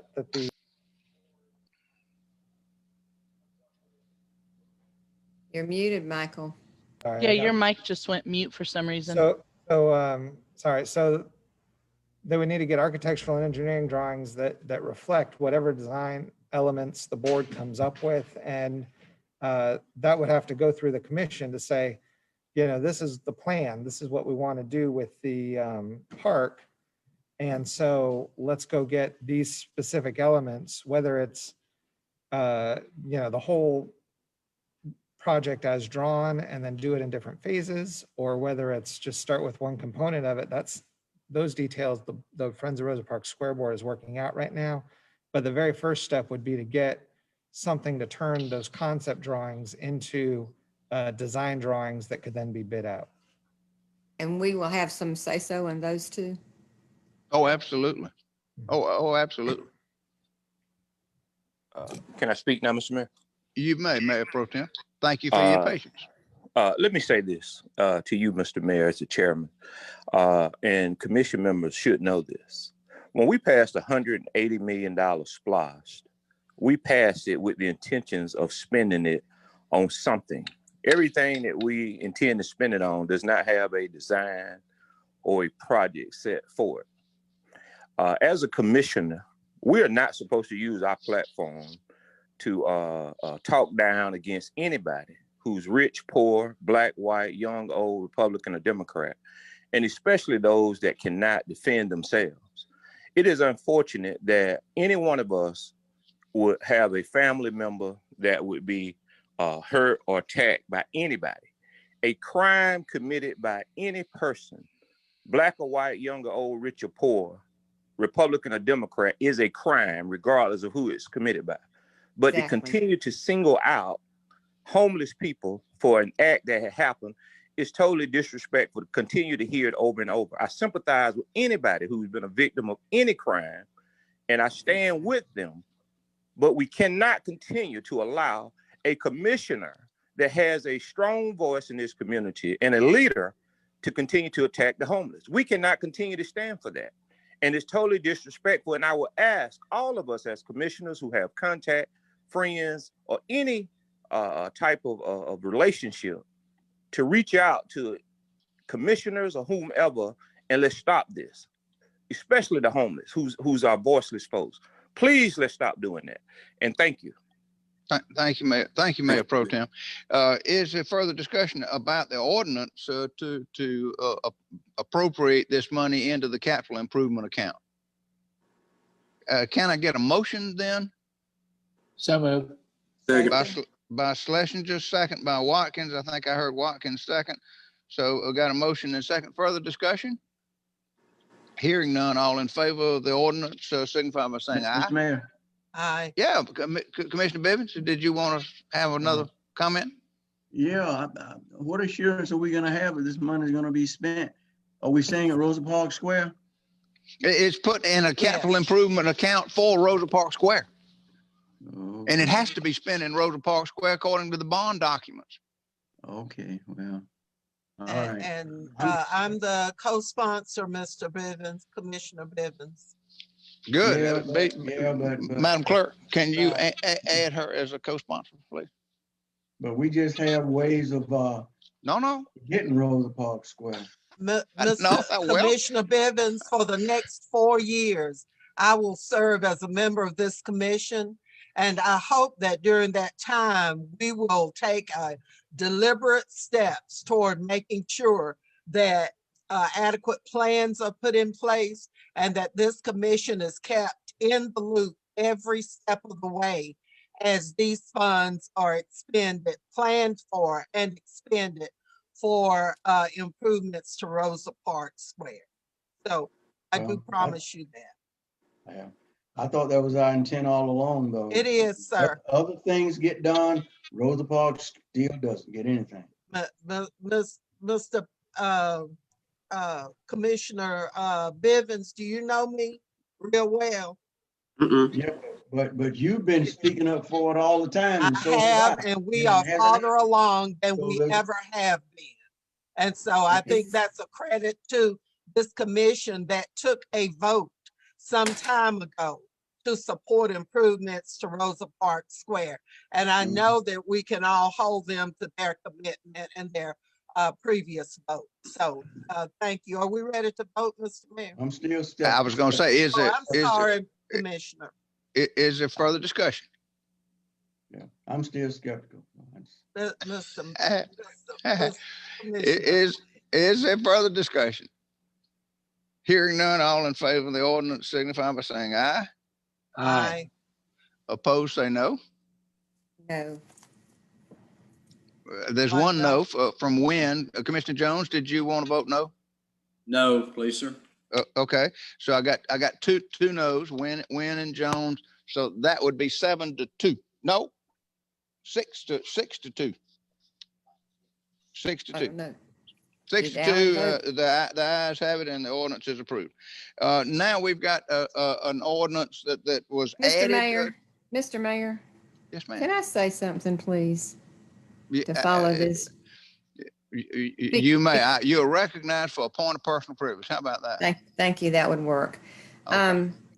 I speak out for the people of this community that don't have a voice, and that's the people that are the private citizens of this community that don't seem to have any voice when it comes to things like crimes in this community. I am their voice, and I will speak out if it happens to be homeless, which absolutely is just a group of people. It's not any one person or any type of person. It's a group of people, and some I recognize as being in a position that they don't want to be in. I understand that fully, but there are those that are homeless and they are criminals, all in the same thing. And then there are those that are mentally ill that are homeless. I understand that. And then there are those that are chosen to be on drugs and alcohol. I understand that. But I am going to continue to speak out for my district, for my citizens that don't seem to have a voice here when the private citizens of this community are being affected. And believe me, they are coming to me and voicing their concerns about this one segment of our community that is undermining everything good we're doing downtown. So I've got to continue to speak out. That's what my citizens want me to do. Thank you, Mr. Mayor. Thank you, Commissioner Wynn. Last item on our agenda now that we added at the beginning is an ordinance. Necessary. No, let's refrain from further comment at this point. So it's an ordinance of the Macon-Bibb County Commission to dedicate a portion of Jeffersonville Road as the Senator David E. Lucas Sr. Way. in honor of David E. Lucas Sr.'s contribution to his community and for other lawful purposes. It's sponsored by Mayor Pro Tem Tillman and Commissioner Schlesinger. So let me call on Mayor Pro Tem and or Commissioner Schlesinger to address us at this point. First of all, Mr. Mayor, I'd like to amend the ordinance to remove the $5,000 out of it at this time. It was not my idea to add the 5,000. I think it came from county manager. And I don't know what you're talking about. What are you talking about? I think it's a fee amount associated that, and the attorney can look at it, and if this is the one that did not have that amount in it, then we're fine. Michael, is this the one that has the $5,000 to pay for in the event that it passed? Okay. Well, I did not add that in there. That was county manager wanted that in there. I would not want that in there at this time because I do not want to supersede the commission supporting this and adding that in there because we don't know the amount, if at all. So I'd like for that part of it to be removed, first of all. My impression, let me be sure that the attorneys concur with this. Certainly, the sponsor of an ordinance can remove any section of it before it's put up for considerations, right? So then the primary sponsor, Mayor Pro Tem Tillman, wants to remove Section 2. He has that right. It doesn't even call for a vote. So just consider Section 2 to be eliminated. And subsequent sections renumbered accordingly. Commissioner Allen, have you got anything before we go back to Tillman? I don't know if it goes to Tillman or not, but it goes to the bridge. There's a bridge over 75 for Senator. He's not commenting on that, Mr. Mayor. So let me go back to what I need to discuss, please. Excuse me, I got the floor. Well, actually, Commissioner Allen, you don't. I had called on Tillman. I had called on Tillman to explain it. You got the floor. Go ahead. You ain't got to answer. Right. That's fine. Yeah. Tillman, you're the one I called on to explain your bill, and we got sidetracked with eliminating Section 2. But go back now. Well, I will address Commissioner Allen's point. I know what he's about to make. I'll address that. We tried this commission back last year to name I-470, was it I-1675 in honor of Senator Lucas, and we discovered that my military brothers this was named in their honor, and we decided not to go in that direction with those POWs. Furthermore, there's some confusion as to a bridge that may already be named in Senator Lucas' honor. That is not his bridge. That is his father, named in his father. Well before my time, I guess his father did some good work, and somebody named that overpass in his honor. So that is not named after this Senator Lucas. Furthermore, because we had did that research, and those commissioners had not did the proper research, and I-1675 could not be named in his honor.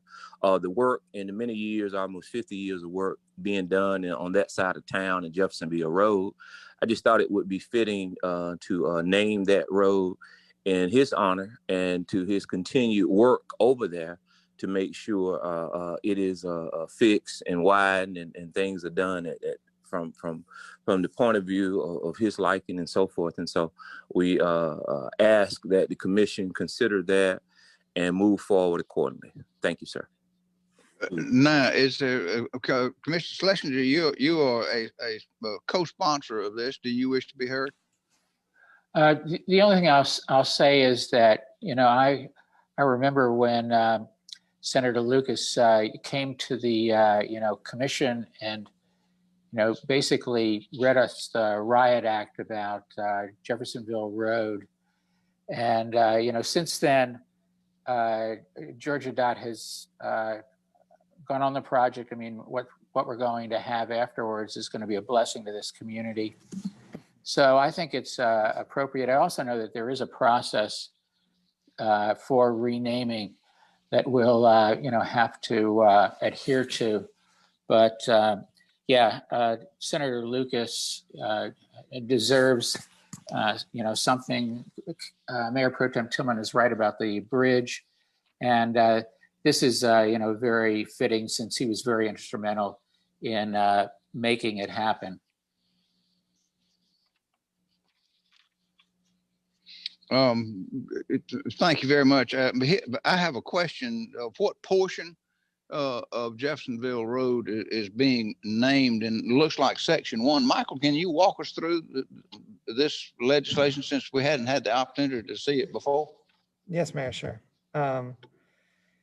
So it's described in section 1 from where Jeffersonville Road splits off of Emory Highway up to the point where it merges again with US 80 on the east side. So it's only the portion of Jeffersonville Road that's a county road. The road continues on along beyond that point, but it's merged with the US highway at that point. And so we're not trying to name any state or federal highways, because then that would have to go through the General Assembly. This is just the portion that is the county road.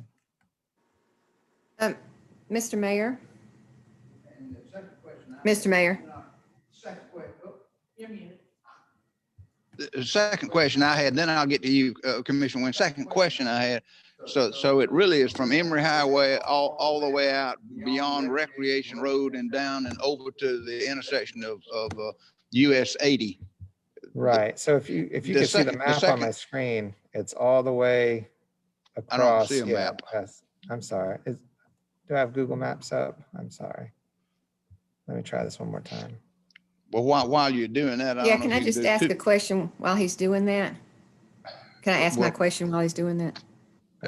Hold on half a second. Let me see if when we make something known as, we did the same thing a couple of different times now and put up signs for Jason Aldean in front of the Children's Hospital, but we didn't change the name of the street. It's still Pine Street, but it's got plaques to memorialize it as Jason Aldean Way. Are we doing the same thing here, or are we changing the name from Jeffersonville Road to David Lucas Way? This is a dedication of the road as Senator David E. Lucas Sr. Way. It is not a legal name change for Jeffersonville Road. Okay, that was my question. Okay, Commissioner Wynn. Okay. Go, Yeah, so that answers my question too, because I was going to ask how many address changes would need to be made to residents and businesses along there if we change this name. But just naming it in honor of him, that's fine, because it won't require that. But I have a question though, a second question. I thought we had, and Michael, you can help me with this, Attorney Michael McNeil. An ordinance, maybe it's not an ordinance, but something on the record already, I believe, that was brought about by Commissioner Lucas that said we shouldn't be naming things after people that are alive, or politicians that are alive, and we continue to do this or try to do this over and over again. If that's not something we're going to adhere to, and I think again that Commissioner Lucas was the one that instigated this, if we're not going to adhere to this, let's just take it off the books. If that's there, why are we continuing to go beyond and above what we have already voted to keep in there, to keep from having things named after everybody that are currently alive? That's my question. Let me see if I can't go back to the county attorney and maybe he can pull up the statute or look at the statute and say what the exception is. There is an exception to we're making exceptions to everything, it sounds like. Yeah. Well, that's what I was just going to try to read what the language is for the exception. That's all I was going to see if the attorney could pull up. And so, but it makes a provision of exigent circumstances or something. I've forgotten what it is, and I don't smell the roses while they hear clause we came up with a few years ago. Something to that effect, but that ain't the language I'm looking for. Let's see if Michael can find it right quick. So I'm looking at the ordinance that was adopted, or the resolution, sorry, that was adopted back in 2014 that sets out the naming policy. And what it says is, I'll read this specifically. It says, no park, facility, or street owned by Macon-Bibb County shall be named in honor of a living person or persons, and any such property so named shall be of a deceased person who must have been deceased for a period of 1 year prior to consideration. The deceased shall be a person who either contributed in some definitive definitive and outstanding manner to the betterment of Macon-Bibb County community and its citizens for a number of years through significant contributions such as lands, funds, goods, or services, or suffered a tragic death which significantly impacted the Macon-Bibb County community. And then it calls for consent of the personal representative of the state or the next of kin as part of the consideration process. And so what we have here in this. Where's the exception, Michael? I didn't hear that. There is not an exception that is written into that resolution, but the fact is that it's a resolution. And so this commission has power to override its general rules. And so what's happened in a number of these naming instances, so there are some provisions in the preamble of this, this ordinance. It says, whereas county policy would normally prohibit naming of a county facility after a living person, the mayor and commission have determined that an exception should be made in this instance due to the outstanding work and contribution to the county and community by David E. Lucas Sr. It goes on to say county policy would normally require the completion of a criminal background check prior to naming a facility after a person, but the mayor and commission have determined that an exception should be made in this instance because of the profound contributions that David E. Lucas Sr. made to the city of Macon and Macon-Bibb County over the course of many decades of service. And so those exceptions in this ordinance and in a number of others, Randy Stevens Tennis Center, Carolyn Creighton Park, a number of others, we just write those paragraphs into the resolution saying that the commission has considered that this instance, it's worthy of making an exception. Well, let me Yes, just ma'am. finish. Thank you. I'll finish and I'll pass it on to someone else. I'll yield. But, you know, I serve this community to serve them, not to be serving me and have something named after me. So I would hope that the remainder of our commissioners would think that way because that's the way it should be. Yes, ma'am. Is there further discussion? Yeah, Ms. Mayor. Yes, sir. Commissioner Bivens. Yeah, I don't, I'm a little vague, but I don't remember all this coming up when we talked about Carolyn Creighton, and I was in favor of that. I also wanted to mention that the David Lucas, that bridge over 75 is named after, was my old high school track coach. I could run.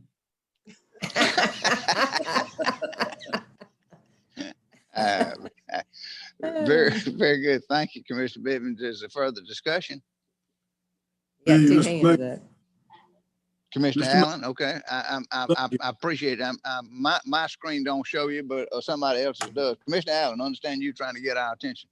You know, I appreciate it, Mr. Mayor. Thank you. And I'm sorry I butted in on you a while ago, Mr. Tillman, but I was trying to get a point across. Since now it's been confirmed that the bridge is not for Senator Lucas, it was another David Lucas. I have no problem in doing what they want to do because we've done that even out here in Lizella area. I think it's quite notable for what he's done as a senator. I think that's something that would be, you know, there. So I don't have a problem with that. Mr. Jones. Commissioner Jones, understand you're trying to get our attention. Yes, sir, Mayor. Thank you. I don't have a problem with it honoring. Certainly, Senator Lucas has been instrumental and probably the biggest advocate for finishing Jeffersonville Road, and it needs to be done.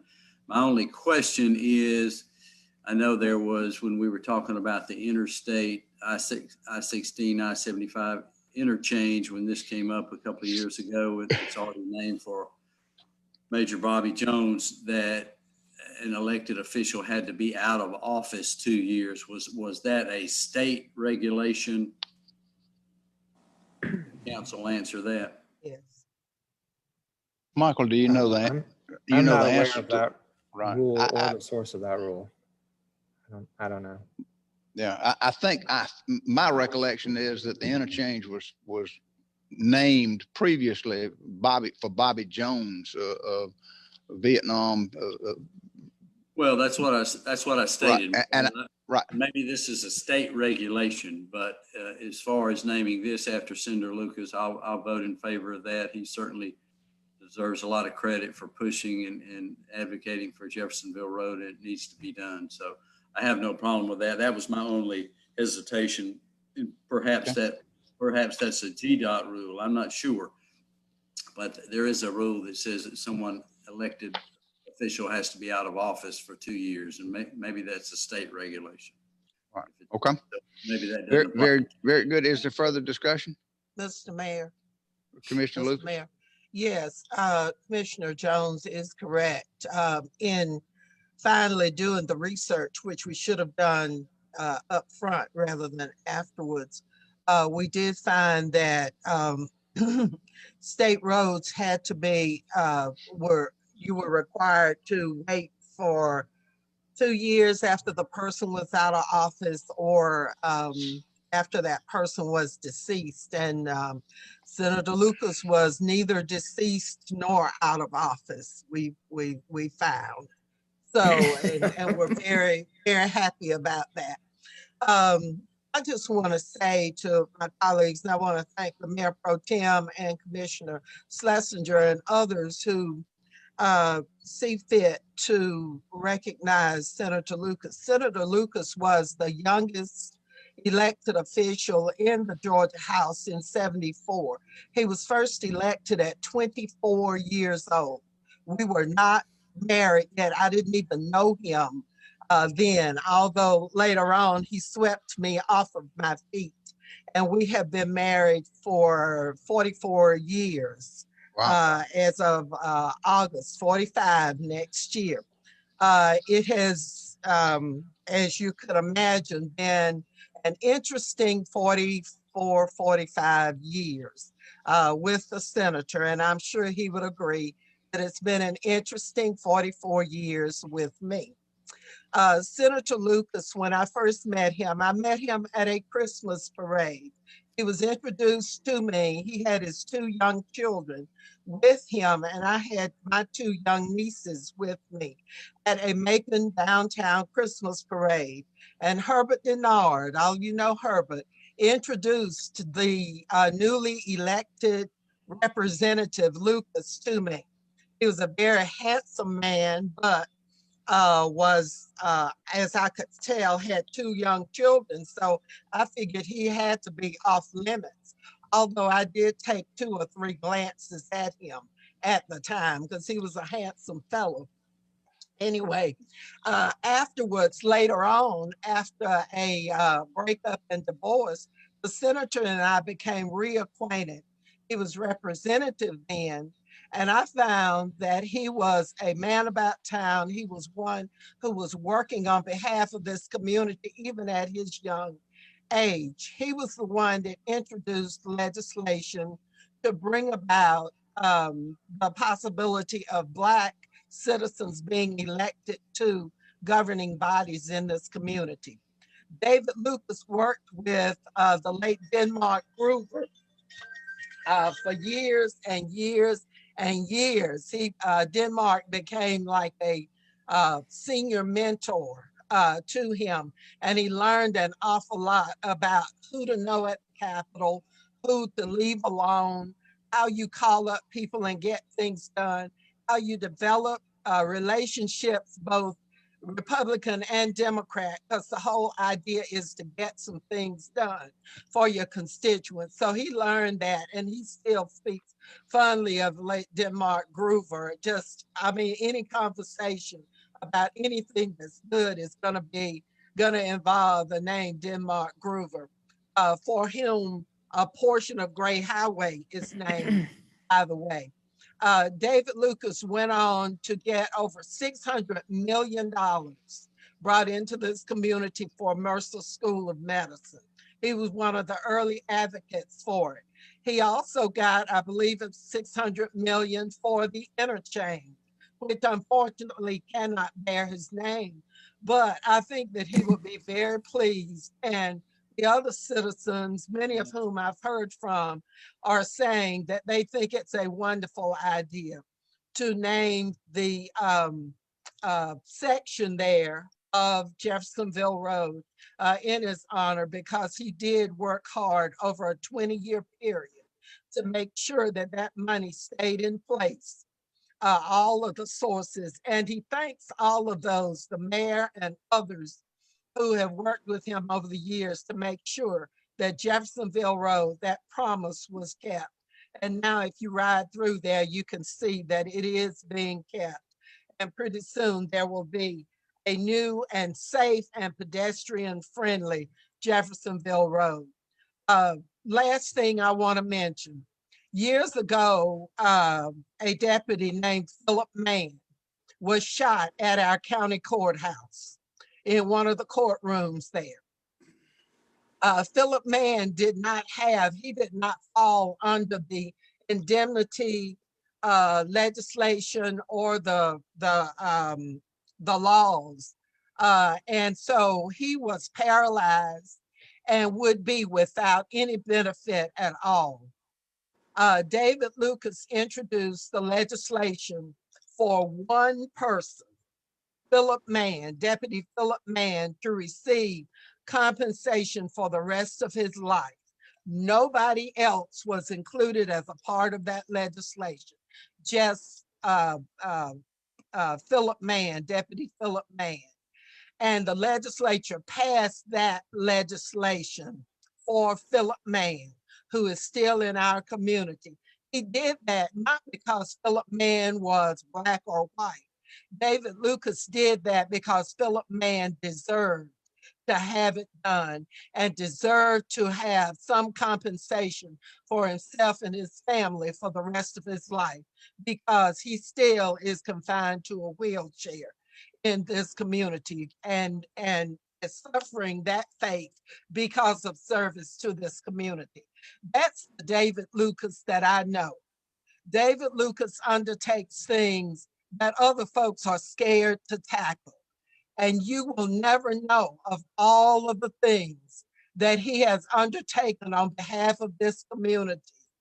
And he has not asked the question, is it a Black person? Is it a white person? Is it a male, a female? Is it, are they transgender? Are they gay, lesbian? What are they? He does not ask that. All he says is, you're my constituent and I am here to serve you. And so I commend to you David E. Lucas, the David that I know and love and respect. And respect is the operative word here. If you knew all the stuff that he has done for our community unselfishly, you would say RESPECT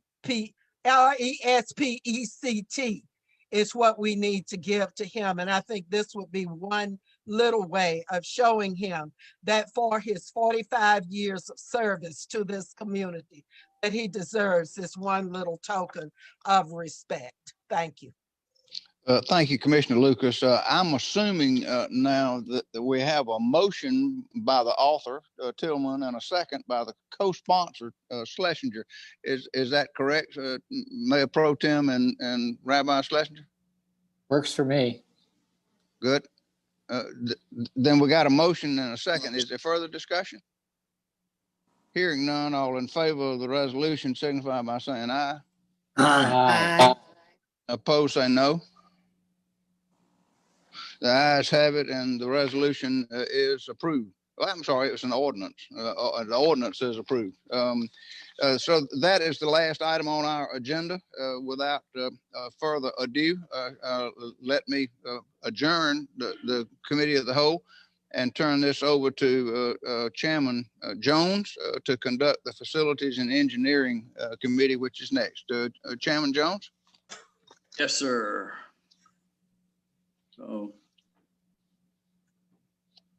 everybody hear me okay? All right.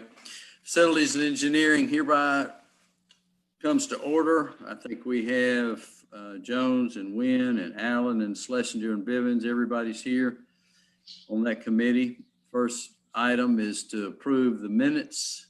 So moved. Second. Second. Got a motion and a second and a third. All in favor say aye. Aye. Aye. Aye. The minutes are approved. Number 2 item is lease of parking for tax commission.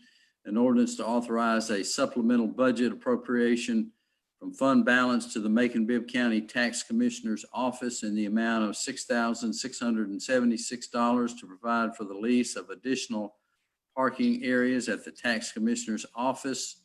It's sponsored by Mayor Rickert. I notice Tax Commissioner Wade McCord is here as well. Who wants to address that? I certainly would defer to the tax commissioner if he's available. Is he still here? Yes, he's there. I'm available. Good. Yes, sir. Commissioner, go ahead, please, sir. Hey, good morning, everyone, and thank you for taking the time to hear what I have to say. It basically boils down to the 3rd Street corridor outside of our office between Riverside and Walnut is being relined, if you will, to where parallel parking spaces were available on the far side of the street. It is now being turned into a turn lane. The restriping is going on. The process is happening as we speak. And that is going to take out several numerous parking spaces for my employees, which is going to then put their parking available in the sheriff's parking lot and the far side of the Bank of OZK, as long as the permission is still there from them. So what my plan is, and I've actually used money out of my budget for during the COVID-19 to have this parking lot for a little while, but I submitted a diagram of this parking space. It's basically the old Macon Telegraph parking lot, which is right outside my back door. Wade, this is Rachel. Do you want me to pull up that picture that you emailed me? If you choose to, if the commissioners would like to see it, I don't want to belabor the point. But what this boils down to is with us taking on business license as well as everything that's going on. My office is there in the yellow. It's a little out of proportion, but Macon Occupational is the building in the upper left-hand corner. Thank you so much, Ms. Gamble, for doing this. This would allow us to park in that parking lot where she's circling with a cursor now. It'll be a year agreement for the money that we're asking to be allocated, and it would greatly reduce my employees from having to cross the street every morning for coming in, going back and forth to lunch, and leaving in the evenings. And with, pedestrian safety being utmost with the counties, one of their main things that they focus on, I'd like to ask you all to consider this, please. Good. The only thing I can add is that the restriping of the 3rd Street between Walnut and Riverside was also to accommodate improvements for the Okmulgee Heritage Trail and trying to connect the Okmulgee Heritage Trail into the downtown area. So they lost some parking on the tax commissioner's side of the street when they changed that and put in the trail. And then now on the other side of the street, and it's always, his parking lot is always seems to be busy. So I think that this would be money well spent, because his employees could then park in this parking lot and leave the parking lot immediately adjacent to the building for our constituents and customers that come down. Is that right, Mr. Commissioner? Yes, sir. We average about between 8,000 and 10,000 taxpayers a month coming through our doors. And the last thing I want is for someone not to be able to come through our parking lot or through our doors because they're having trouble finding parking. And just to let you know that the cost of this parking is basically $12.50 a parking space per month, which is well below market average here in Bibb County. All right. Would you do me one favor? Would you ensure that your employees park back there and leave the parking lot open for your customers? Without a doubt. Thank you very much, Mr. Commissioner. It is a further. Mr. Allen. Thank you, Commissioner. The question I have is on the back parking space, the lighting. A lot of our employees will be leaving later in the evening when it gets dark. And we do know we have issues down there. What about the lighting? Will there be lighting down there? Or do we have funds that we could put some lights up that will light up the parking area when we do have employees leaving? To be straightforward with you, there is pretty good lighting back there. I will also tell you that the Federal Probation Office, as well as my office, have cameras that go through that area out there. And normally my employees go out in groups of 2 or more. And also at the end of the day, when employees start leaving, I focus my cameras on one of my monitors to their exit so I can watch them exit out. I don't personally believe that there is a need for more lighting, but I certainly appreciate your concern. Okay. Commissioner McCord, on this lease is with who owns the parking areas? It's due south. Due south, and who is due south? Just curious. They are the ones that bought the Macon Telegraph building. Okay. Yeah, and so, you know, it is contingent that if they sell the building, there's an out for both parties, and this cost includes all insurance that is required. So it's a year contract, Wade? Yes, sir. Okay, good. Well, it sounds like it's well needed and well deserved. Move Anybody to else? approve. No, move to approve. Got a motion to approve by Commissioner Wynn. Second. Second. Got a second and a third. Any other comments? If not, all in favor say aye. Aye. Aye. Those opposed? Motion carries. Thank you, Commissioner McCord. Thank you all for your help. Yes, sir. Thank you. Number 3 item is Gateway Park, an ordinance approving and authorizing the reappropriation of $66,528 from 2017 SPLOST bond proceeds and 2018 SPLOST revenues to provide funding to parks and recreation for improvements to Gateway Park, authorizing acceptance of related funds from the Macon-Bibb County Urban Development Authority, sponsored by Mayor Rickert. Mayor? Thank you, Mr. Yeah, thank you, Mr. Chairman. And I'm not sure if Michael Glisson is on the call. If he's not, let me just say this.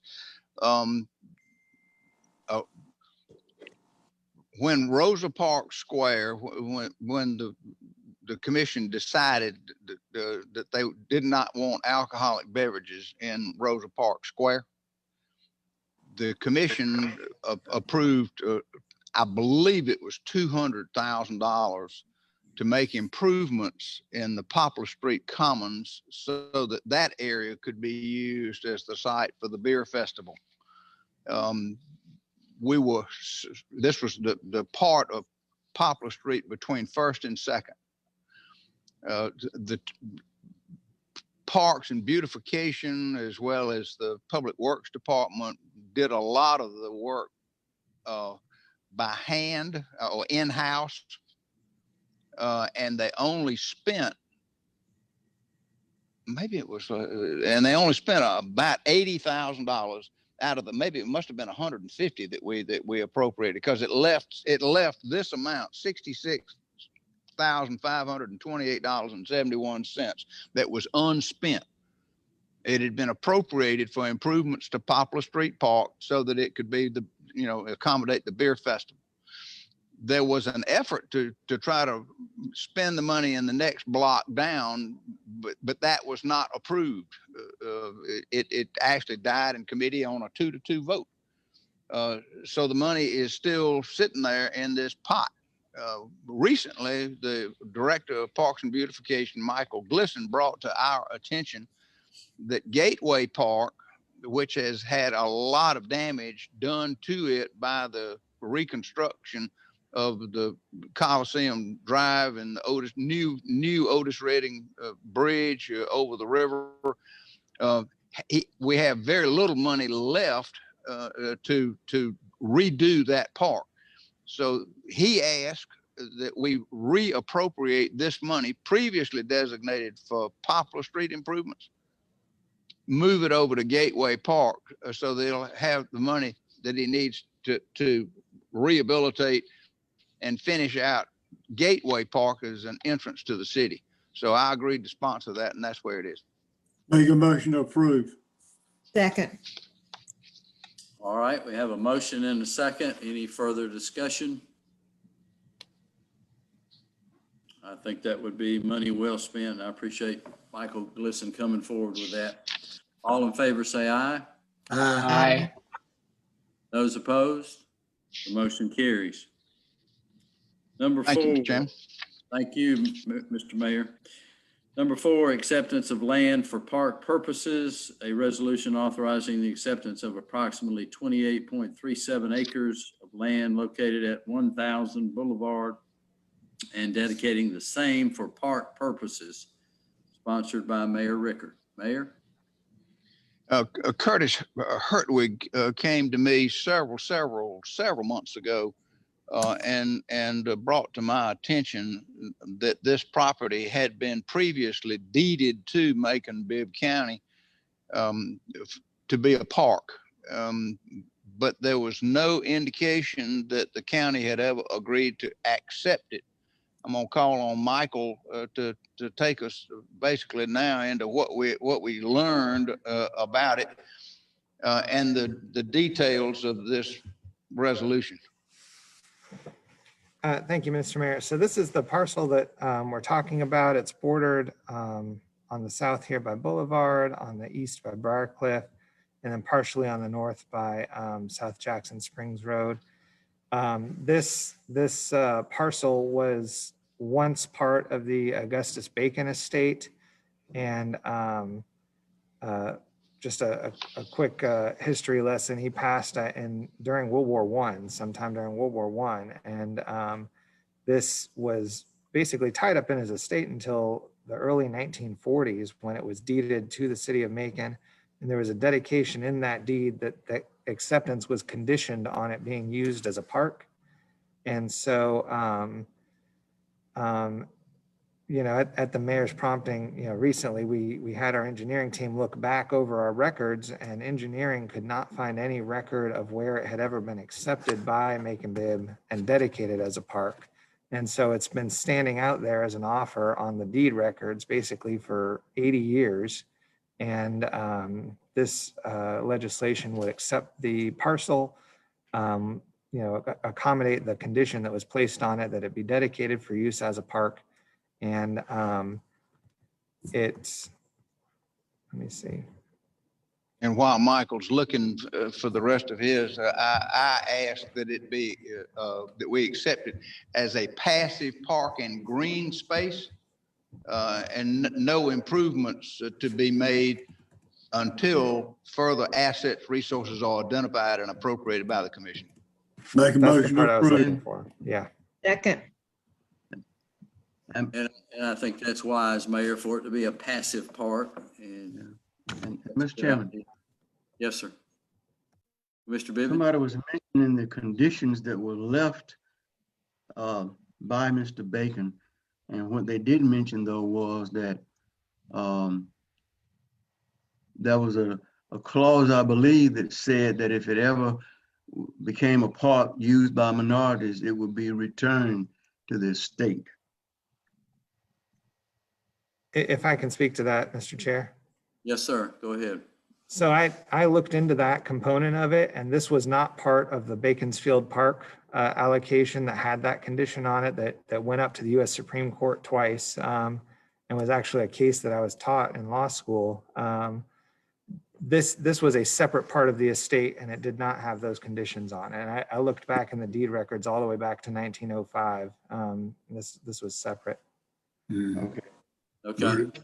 I had heard that before as well, and obviously we'd be opposed to that. That's It wasn't part of it. So that was not on the deed requirements, right, Mike? Correct. And the U.S. Supreme Court ruled those other deed requirements illegal anyway, but this wasn't part of that parcel. Good. It does not need to be a part of it. We got a Commissioner. motion and a second, Mr. Chairman. Yes, sir. Commissioner Lucas. Thank you. Where I wanted to ask, where is the Camellia Park? Because a few years ago, that was given to Macon-Bibb as well. How close is that to this park? It's in the same area. It's not. It is in the same. Mr. Chairman, may I speak? I'm sorry. Yes, sir. Please, Mayor. Right, it is in the same general area, but the Camellia Garden is actually the back half of the W.G. Lee property on Nottingham, and it fronts on the little street called Glen Ridge that goes behind it. That's the Camellia Park, but there is a direct connection between the Camellia Park and Jackson Springs Park, which is Jackson Springs Park is also fronts on Nottingham. But this property is further up Jackson Springs Road, as you saw from the map. I don't know if Michael can pull the map back up and you can look and see it. Michael, can you pull that map back up? I was just wanting to ask about it because I knew that we were maintaining, I think there was a fund that was set up or volunteer organization, the Camellia group that was maintaining the Camellia Park. And I know I've been down through there and there are beautiful species of camellias in there, but I was wondering if we were still maintaining that camellia. Yes, the Camellia Garden is a park, and if you look at the map in the very lower left hand side, you see Nottingham, right, and the Camellia Garden Park.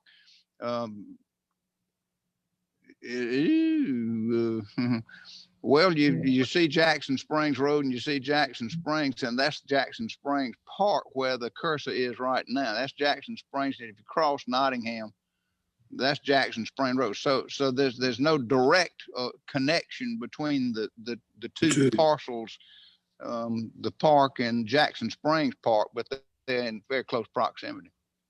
Okay. Yeah. All right. We have a motion and a second. Any further discussion? If not, all in favor say aye. Aye. Those opposed, same sign. The motion carries. Thank you, Mayor. Number 5, video board and scoreboard, Macon Coliseum, a resolution authorizing the mayor to execute a general construction contract with Daktronics, Inc. in the amount of $785,100 for installation of a new video board and scoreboard system for the Macon Coliseum Centerplex to be paid from 2018 SPLOST proceeds. Culture and Recreation Coliseum property line item sponsored by Mayor Rickert. Okay, Mayor, you want to take that one as well? Is David Aiello, anybody from, okay. Yes, this is SPLOST improvements. They say we need a better scoreboard. You kind of see what's there now, and this would be something much larger, $785,000. Our spectrum management folks recommend it as being something that would make the Coliseum arena more attractive for sporting events, basketball games, ice hockey, et cetera, et cetera, et cetera, and also have advertising and this, that, or the other. I understand it's state of the art and recommended by Spectra and paid for with SPLOST dollars for dedicated for improvements at the Coliseum. Make a motion approved. Second. Got a motion and a second. Any question, Mr. Commissioner Lucas, please. Thank you. What do we do with like an old scoreboard? What do we do with that? And also my second question is, if we have naming rights to go on it, who gets the money from that? I don't know the answer to that, but I would be in favor of naming rights, and I would think it should come to Macon-Bibb County. Well, depending on the contract. Right. Well, I would say this, Mr. Chairman, I would say this, that previously we have had an arrangement with Coca-Cola, I think. And so in exchange for exclusive rights to sell Coca-Cola products at the Coliseum. They provided this scoreboard and lighting. I understand that contract is expired. And like I say, this is a replacement, and we're paying for the replacement rather than asking Coca-Cola to do it for us. Therefore, you would have the opportunity for naming rights on the scoreboard if you wanted to do that, since we're paying for it ourselves. Yeah, I guess my question would be, who would get the money from that? If in the contract it says that the folks managing the Coliseum get it, that's one thing. But if Macon-Bibb gets it, I was just interested in knowing. No, I think it would stay in the Coliseum account. It would be just like parking fees. All that stays in the Coliseum account as sort of an enterprise fund, if I'm correct. Okay. Those are some of the kinds of questions that possibly will come up very soon. I think we're losing. We at Macon-Bibb, we lose a lot of money by the contracts that we enter into, and we need a review. Thank you, Mr. Chair. Yes, Mr. Chairman. Okay. Yes, sir. Mayor Pro Tem Tillman, I heard first, then Commissioner Bivens. Yes, sir. I've heard a few times, even a couple of weeks ago, about naming rights, and Mr. Chairman, you reminded folks about, and I think we may have co-sponsored this thing a couple of years ago, and we put out naming rights for Centralplex, indoors for those boards, and we put in for the city auditorium, and because Five Star Stadium at Mercer, there was only, I think, 10 games or 7 games, 7 home games, and they have 5-star dart.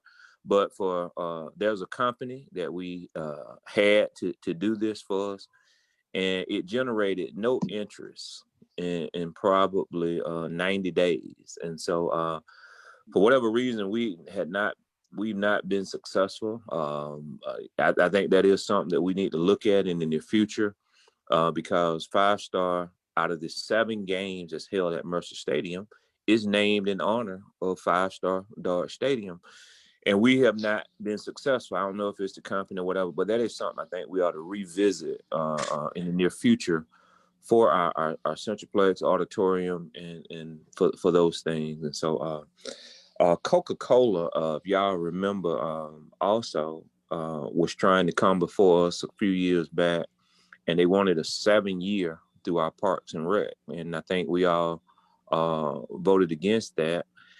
And I recently asked Julie what was the provision of the contract.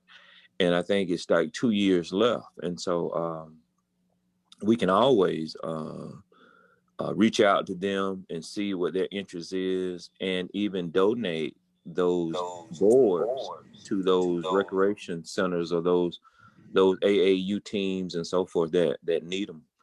Just wanted to share that. Thank you, sir. Yes, sir. And I think depends on what the contract, the lease agreements say, but I think we need to explore that. And Commissioner Tillman had that idea a couple of years ago. I think we need to further explore that as to some naming rights for the Centralplex and or other facilities. Commissioner Bivens, and then Michael McNeil. Michael has his Yeah. Go ahead, Commissioner.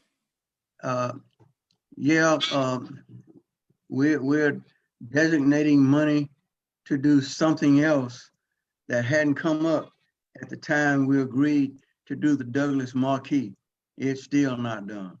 I mean, that's part of that pattern, the way we do stuff. Well, we approved the marquee, as I recall. I don't know about naming rights, but. No, I'm just talking about the marquee hadn't been done at all. But we're talking about spending money on something else. Mr. Chair. Okay. I thought there was a discussion about the right type of marquee that we couldn't, there was a problem with the types of marquees that were suggested. I think it's still something to look into, but I think it was an issue. That's what I recall. We need to bring that up to another time, though. Yeah, but if a problem comes up with this school board, it's going to get figured out and it's going to get done. Problem came up with the marquee. hadn't been figured out, hadn't gotten done. I don't know what the holdup there is, Commissioner, but we need to look at both items. All right. Okay, Attorney Michael McNeil, please. Thanks, Mr. Chair. I just wanted to speak to the global spectrum contract that we have. Talks about naming rights in terms of it's under the umbrella of commercial rights. It includes naming rights, subnaming rights, pouring rights, advertising signage, sponsorships, branding, and premium seating. And the compensation component of the contract says that for those commercial rights, for marketing the commercial rights, the manager, Global Spectrum, gets a fee of 12.5% of the revenue that's generated through the sale of commercial rights.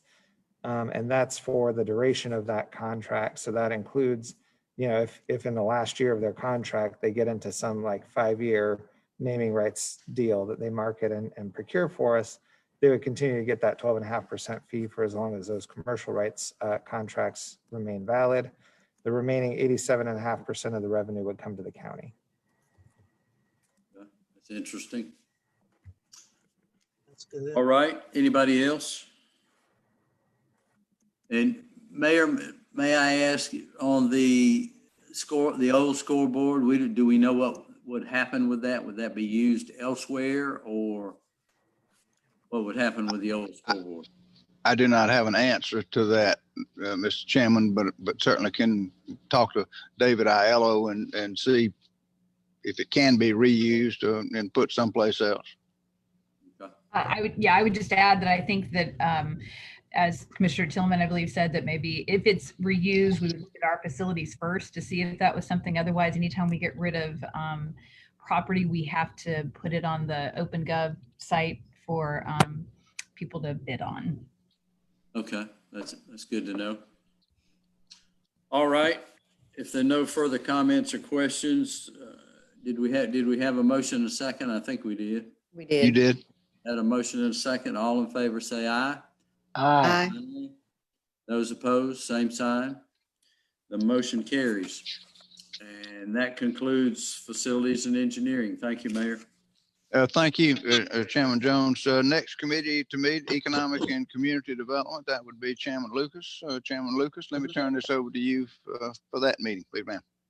Okay, thank you. The members of the committee are Lucas, Schlesinger, Bivens, Shepherd, and Watkins. We have 4 of the 5 members present today.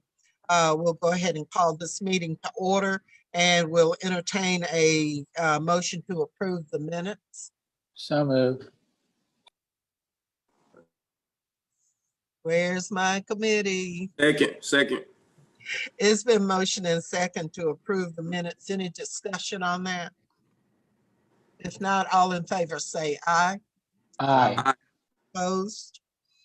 All right. The second item is appointment to authorities, boards, and committees.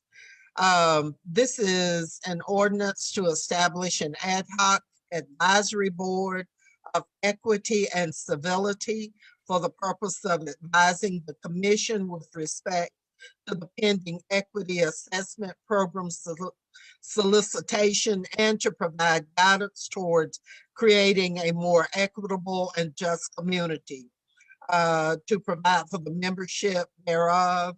And this is sponsored by Commissioner Virgil Watkins.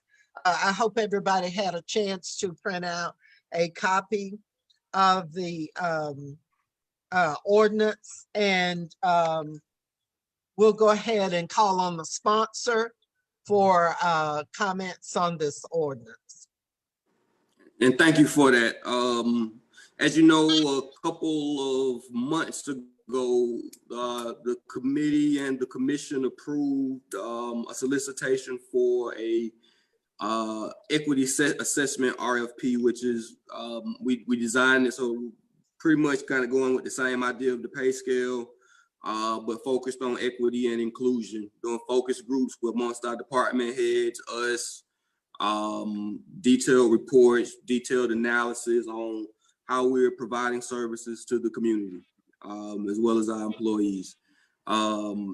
And as we get closer to the actual submittal turn-in deadline, which is December 3rd, this came up with the idea to create a committee of cross-section of our community to review those for us. We did kind of similar with the healthcare, and I think there's just some advantages of having more eyes look at and score versus the traditional county manager and one or two others that make that decision for us. I think it's some benefits. So just took the time out to kind of make a committee to do just that. That's what it's designed for. And right now, that's the only task that we've created. I know on the write-up, I think Attorney McNeil gave us some lofty goals and aspirations, but its purpose is to review the RFP proposals as they, submissions as they come in, and provide us with some recommendations. Okay, do we want to go ahead and entertain a motion on this? So moved. Now second. Go ahead. Are there questions on? Yes, Ms. Chair. Yes, if I might ask Commissioner Watkins, the sponsor, is this going to, how does the approval process now, is that done through the attorney's office, our county attorney? And is this a supplemental to that approval process, or how is this going to work? So basically providing additional scores, because right now you're correct. Usually when we buy a car or a truck, the procurement director or that designee, the attorney's office and the county manager makes that decision based upon the pricing and I guess the other factors. And so what I'm asking for, in addition to those normal faces, that we're including a more robust cross-section, and there's a list provided, I'm sorry, I hadn't, of members to do that, to provide us with additional input and additional scores. I think it's going to be necessary. The issue of equity is, and not just pertaining to race, I think that's what gets a lot of focus, but it's gender, it's income, it's geography, it's making sure that we're doing things the way that we truly intend, that we're spreading the pie as the best we can. And I think it's going to require us to learn, like, even for me, like, I'm learning a lot more as I read about it. And I think it's going to just require kind of a little bit more thinking and a few more eyes to get us through. So like, I included folks like the industrial, from the Industrial Authority, Newtown, and some other like places. So would they look at this before the county attorney looked at the RFPs, or would they look at it after the county attorney made some suggestions, pick the top 3, for example? And would this process, having them involved in reviewing, would this slow the process down any further? Yes, I think it could slow the process down. I think making sure that we get a good mix and a good, and just based upon the calls that I've seen and receiving, there's a kind of a wide cross section of respondees that are happening. So I kind of expected to go the route that we took healthcare, with actually kind of calling folks, like, I don't know, either the top 3 or the top 5. I hope we get 5 or 3 respondents, but calling those solid respondents in for interviews and, questioning. So the attorney's office, the attorney's office would still pick the first top 3 or 5, whichever 3, and then right. Then that would be my assumption, and make sure that people have submitted, I know, like, vetting for, I guess, whatever they vet for, to make sure no one has submitted something that's flawed or something like that. Right. It would be, we'd make sure that the bids were responsive, and then cut the ones that weren't, and then this committee would come and make recommendations to commission. That would be would you also, Attorney Groover, would you also look at the qualifications, make sure they're correct before it goes to this committee? That is true. That's part of the responsiveness analysis. So make sure they're both responsive to the actual RFP, but also their qualifications of what we put out in the RFP. Correct. Okay, good questions. Any further questions, discussion from the sponsor, Mayor Rickard? Only question I have is whether usually the selection committee that is organized by the administration relies on procurement and the attorney's office to do a first cut and say these are your qualified ones. We then look and see which ones we want to interview. And my question, and what I don't understand, is whether or not this ad hoc advisory committee would look at the applications that came in and make a recommendation based on that, or whether they're going to want to sit in on the interviews. And if so, the interview process could become fairly complicated. That was my question. So I would think it to be very similar, and like I'm using the reference of the healthcare. That was a kind of extended. When we brought folks in for interviews, they made their PowerPoint presentations and had question and answer from, I think it was actually maybe a more than 10-member body that kind of facilitated that for us. I think it allowed for understanding and more in-depth of what product we were getting. And I think the end result of that, even though it was more detailed and took more time, it resulted in us enjoying millions of dollars worth of savings as a county. Because doing stuff on the front end kind of usually has impactful results. So I'm not opposed to it being an extended process of making sure that we're able to create an equity assessment plan that's valuable to the community and actually useful. I know from what I can see, there is a wide variety of quality out just available for me looking from city to city on the internet. There's a wide variety of quality and what equity assessment means from community to community. So us getting that right on the front end, understanding what outcomes we want is going to be important, because it can, like I say, vary widely and be useless if we don't do it correctly. Madam Chair. Yes. One more question, and this is an ad hoc committee I see that runs, it said to the end of the commission. So is this group assessed every commission term or every year? How are we? I'm sorry. Go ahead. I mean, how is this going to be something we look at every year? Unless some other commissioner or we come up with another task for this body to do, I would imagine once they give us the recommendation on the equity assessment that is confirmed, that shortly after that they would have accomplished their goal and be dissolved, unless we want to, have them create a second phase of that, which of now I don't think has been detailed. Yeah, right. If that makes sense. But its purpose is to bring us a recommendation on the equity assessment program. So, and I can appreciate where you're coming from there. I'm a little concerned about the delay it may cause, and if it starts to delay the process during mid-year, how do we handle that? Is there a way to address that? We just need to. This is an unknown to us right now. I'm not against this. I think it's a decent idea, but just to look at what we're doing here is new, and is it going to cause a problem? So excuse me. So excuse me, Commissioner Watkins. Would Commissioner Schlesinger please take over the meeting? Sure, I'll be glad to.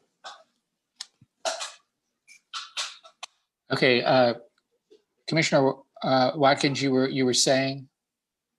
I kind of lost my thought there. I'm sorry. The question was, that's cute cat.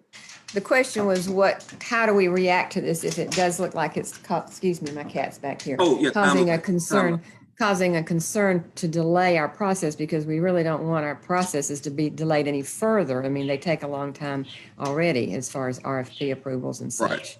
So what do we do mid-year if that seems like it's becoming a problem? Is there a way out of this? I don't even think it's going to take mid-year. Like I say, the responses are due back December 3rd. And part of me, my hopes are that they can convene a couple times, hopefully do most of their work in the month of December, understanding that we have a new commission and a new mayor taking over. So to I think to rush it in the month of December would be somewhat rude on our part. So I'm not opposed to, you know, the final decision. And like I say, it's also going to be an issue with funding. I'm doubtful that any of these agencies are going to offer their services for free. Although I have talked to a couple of colleges that it might not cost us that much, depending on what output we're looking for, and if they do respond. And also the number of respondents. I'm optimistic that there could be 5 or 10 respondents, but realistically, you know, usually we only end up with 1 or 2. But so I'm not opposed in that sense. I'm not opposed into it going into the month of January. But like I say, either way, the responses will be in December 3rd. So yeah. I don't see a monetary amount listed in there. So. And it's not right. Like I say, we're asking folks to do an assessment for us, but we don't know the cost. Like I would say, it could be anywhere from $10,000 to $30,000, but we don't know yet. And depending on what people say they're gonna do for us, it could vary widely within that. It's gonna be one of the things that the committee is gonna. Committee as well as the commission. We're not authorizing the ad hoc to do anything other than to provide us a recommendation. And that recommendation doesn't force us to do anything nor commit a dollar amount to be spent until the county commission decides that we're ready to move forward with the proposal or contract. Did I say that right, attorneys? I think your thought about waiting till the next term with everybody new on there would be a decent proposal. Just my thought. Yeah. All right. Any other discussion on this ordinance? Mr. Chairman. Yes, sir. It's an interesting idea. I don't, based on my experience on this commission, as far as being just and equitable, I don't see the need for it. It seems to provide an extra layer of bureaucracy that's not necessary. And also, we don't know what the cost is. How's it going to be funded? So I just don't see it as a necessary item based on my experience in this board since 2014. Thank you. Okay, any other discussion? We do have a motion and a second. Is that correct? I'll make a motion if not. No, you had a motion and second. Okay, great. I have Schlesinger and Watkins is what I had written down. Right. Okay, so we've got a motion and a second. Any further discussion? Hearing none, all in favor, please indicate by saying aye. Aye. Opposed? Aye. Any opposed? I was muted. I was a little late, but I was voting aye for. Okay. Okay, great. So that passes. And is there any other business that needs to come before this committee? Hearing none, we are adjourned. Good. Thank you very much. That takes us to Operations and Finance, which is the last committee of the day. And Chairman Watkins, let me call on you at this point to conduct that meeting for us. All right. Call the Operations and Finance Committee meeting to order. We have a very short agenda today. First item is the approval of the minutes from November the 10th. So moved.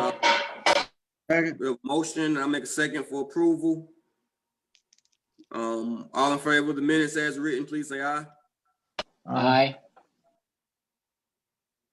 Any opposed? Motion carries.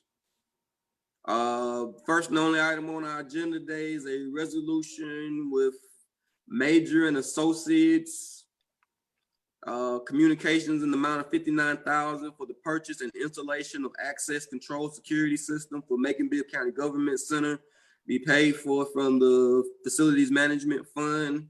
We appropriated this money a little while ago, and this is the actual contract, I'm assuming. I think we appropriated 65, or is that a separate one?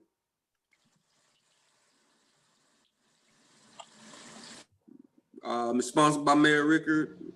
My impression is you've already appropriated the money and this is the approval of the contract. Right. Maybe legal can confirm that, but that's my impression.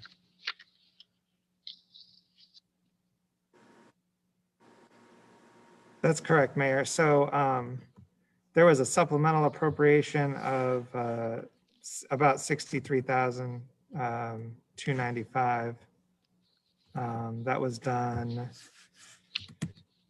October 20th. So about a month ago, y'all approved a supplemental appropriation to facilities for this. And so this is the contract that goes with that. All right. Further questions, comments, concerns? There being none, all in favor, please say aye. I'm not sure you had a motion and second on that, did you? You didn't have a motion and second. Trying to get us out of here. Let's Right. focus. Do So moved. I have a motion and a second? Further discussion, there being none, all please say aye. Aye. If you're in favor? If you're opposed, say nay. This motion carries. Any other items for the appropriations agenda? There being none, we are adjourned. I turn this meeting back over to you, Mayor.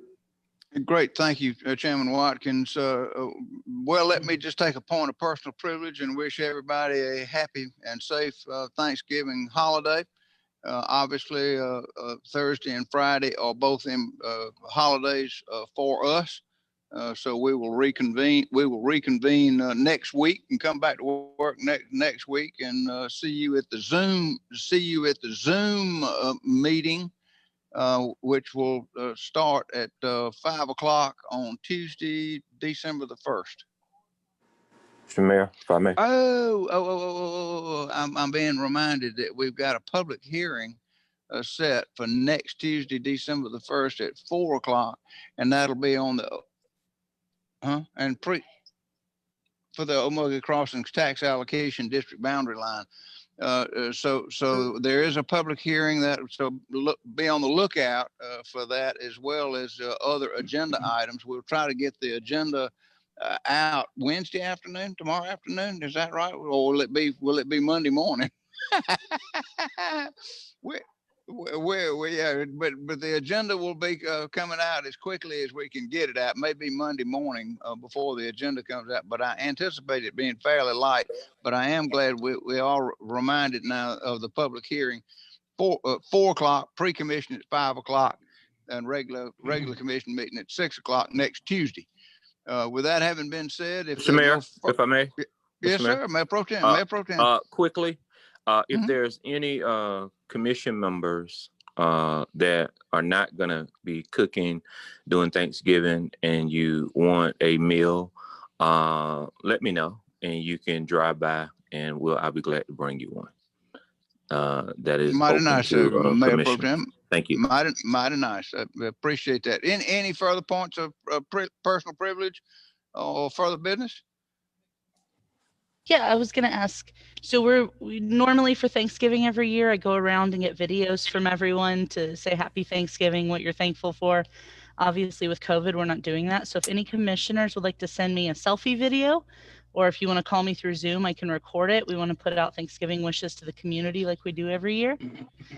So if any of you commissioners listening would like to do that, just reach out to me and we can get it done. Great. Thank you, Rachel. With no further business, can I get a motion to adjourn? So moved. And without objection, we are adjourned. Thank you. Happy Thanksgiving, everyone.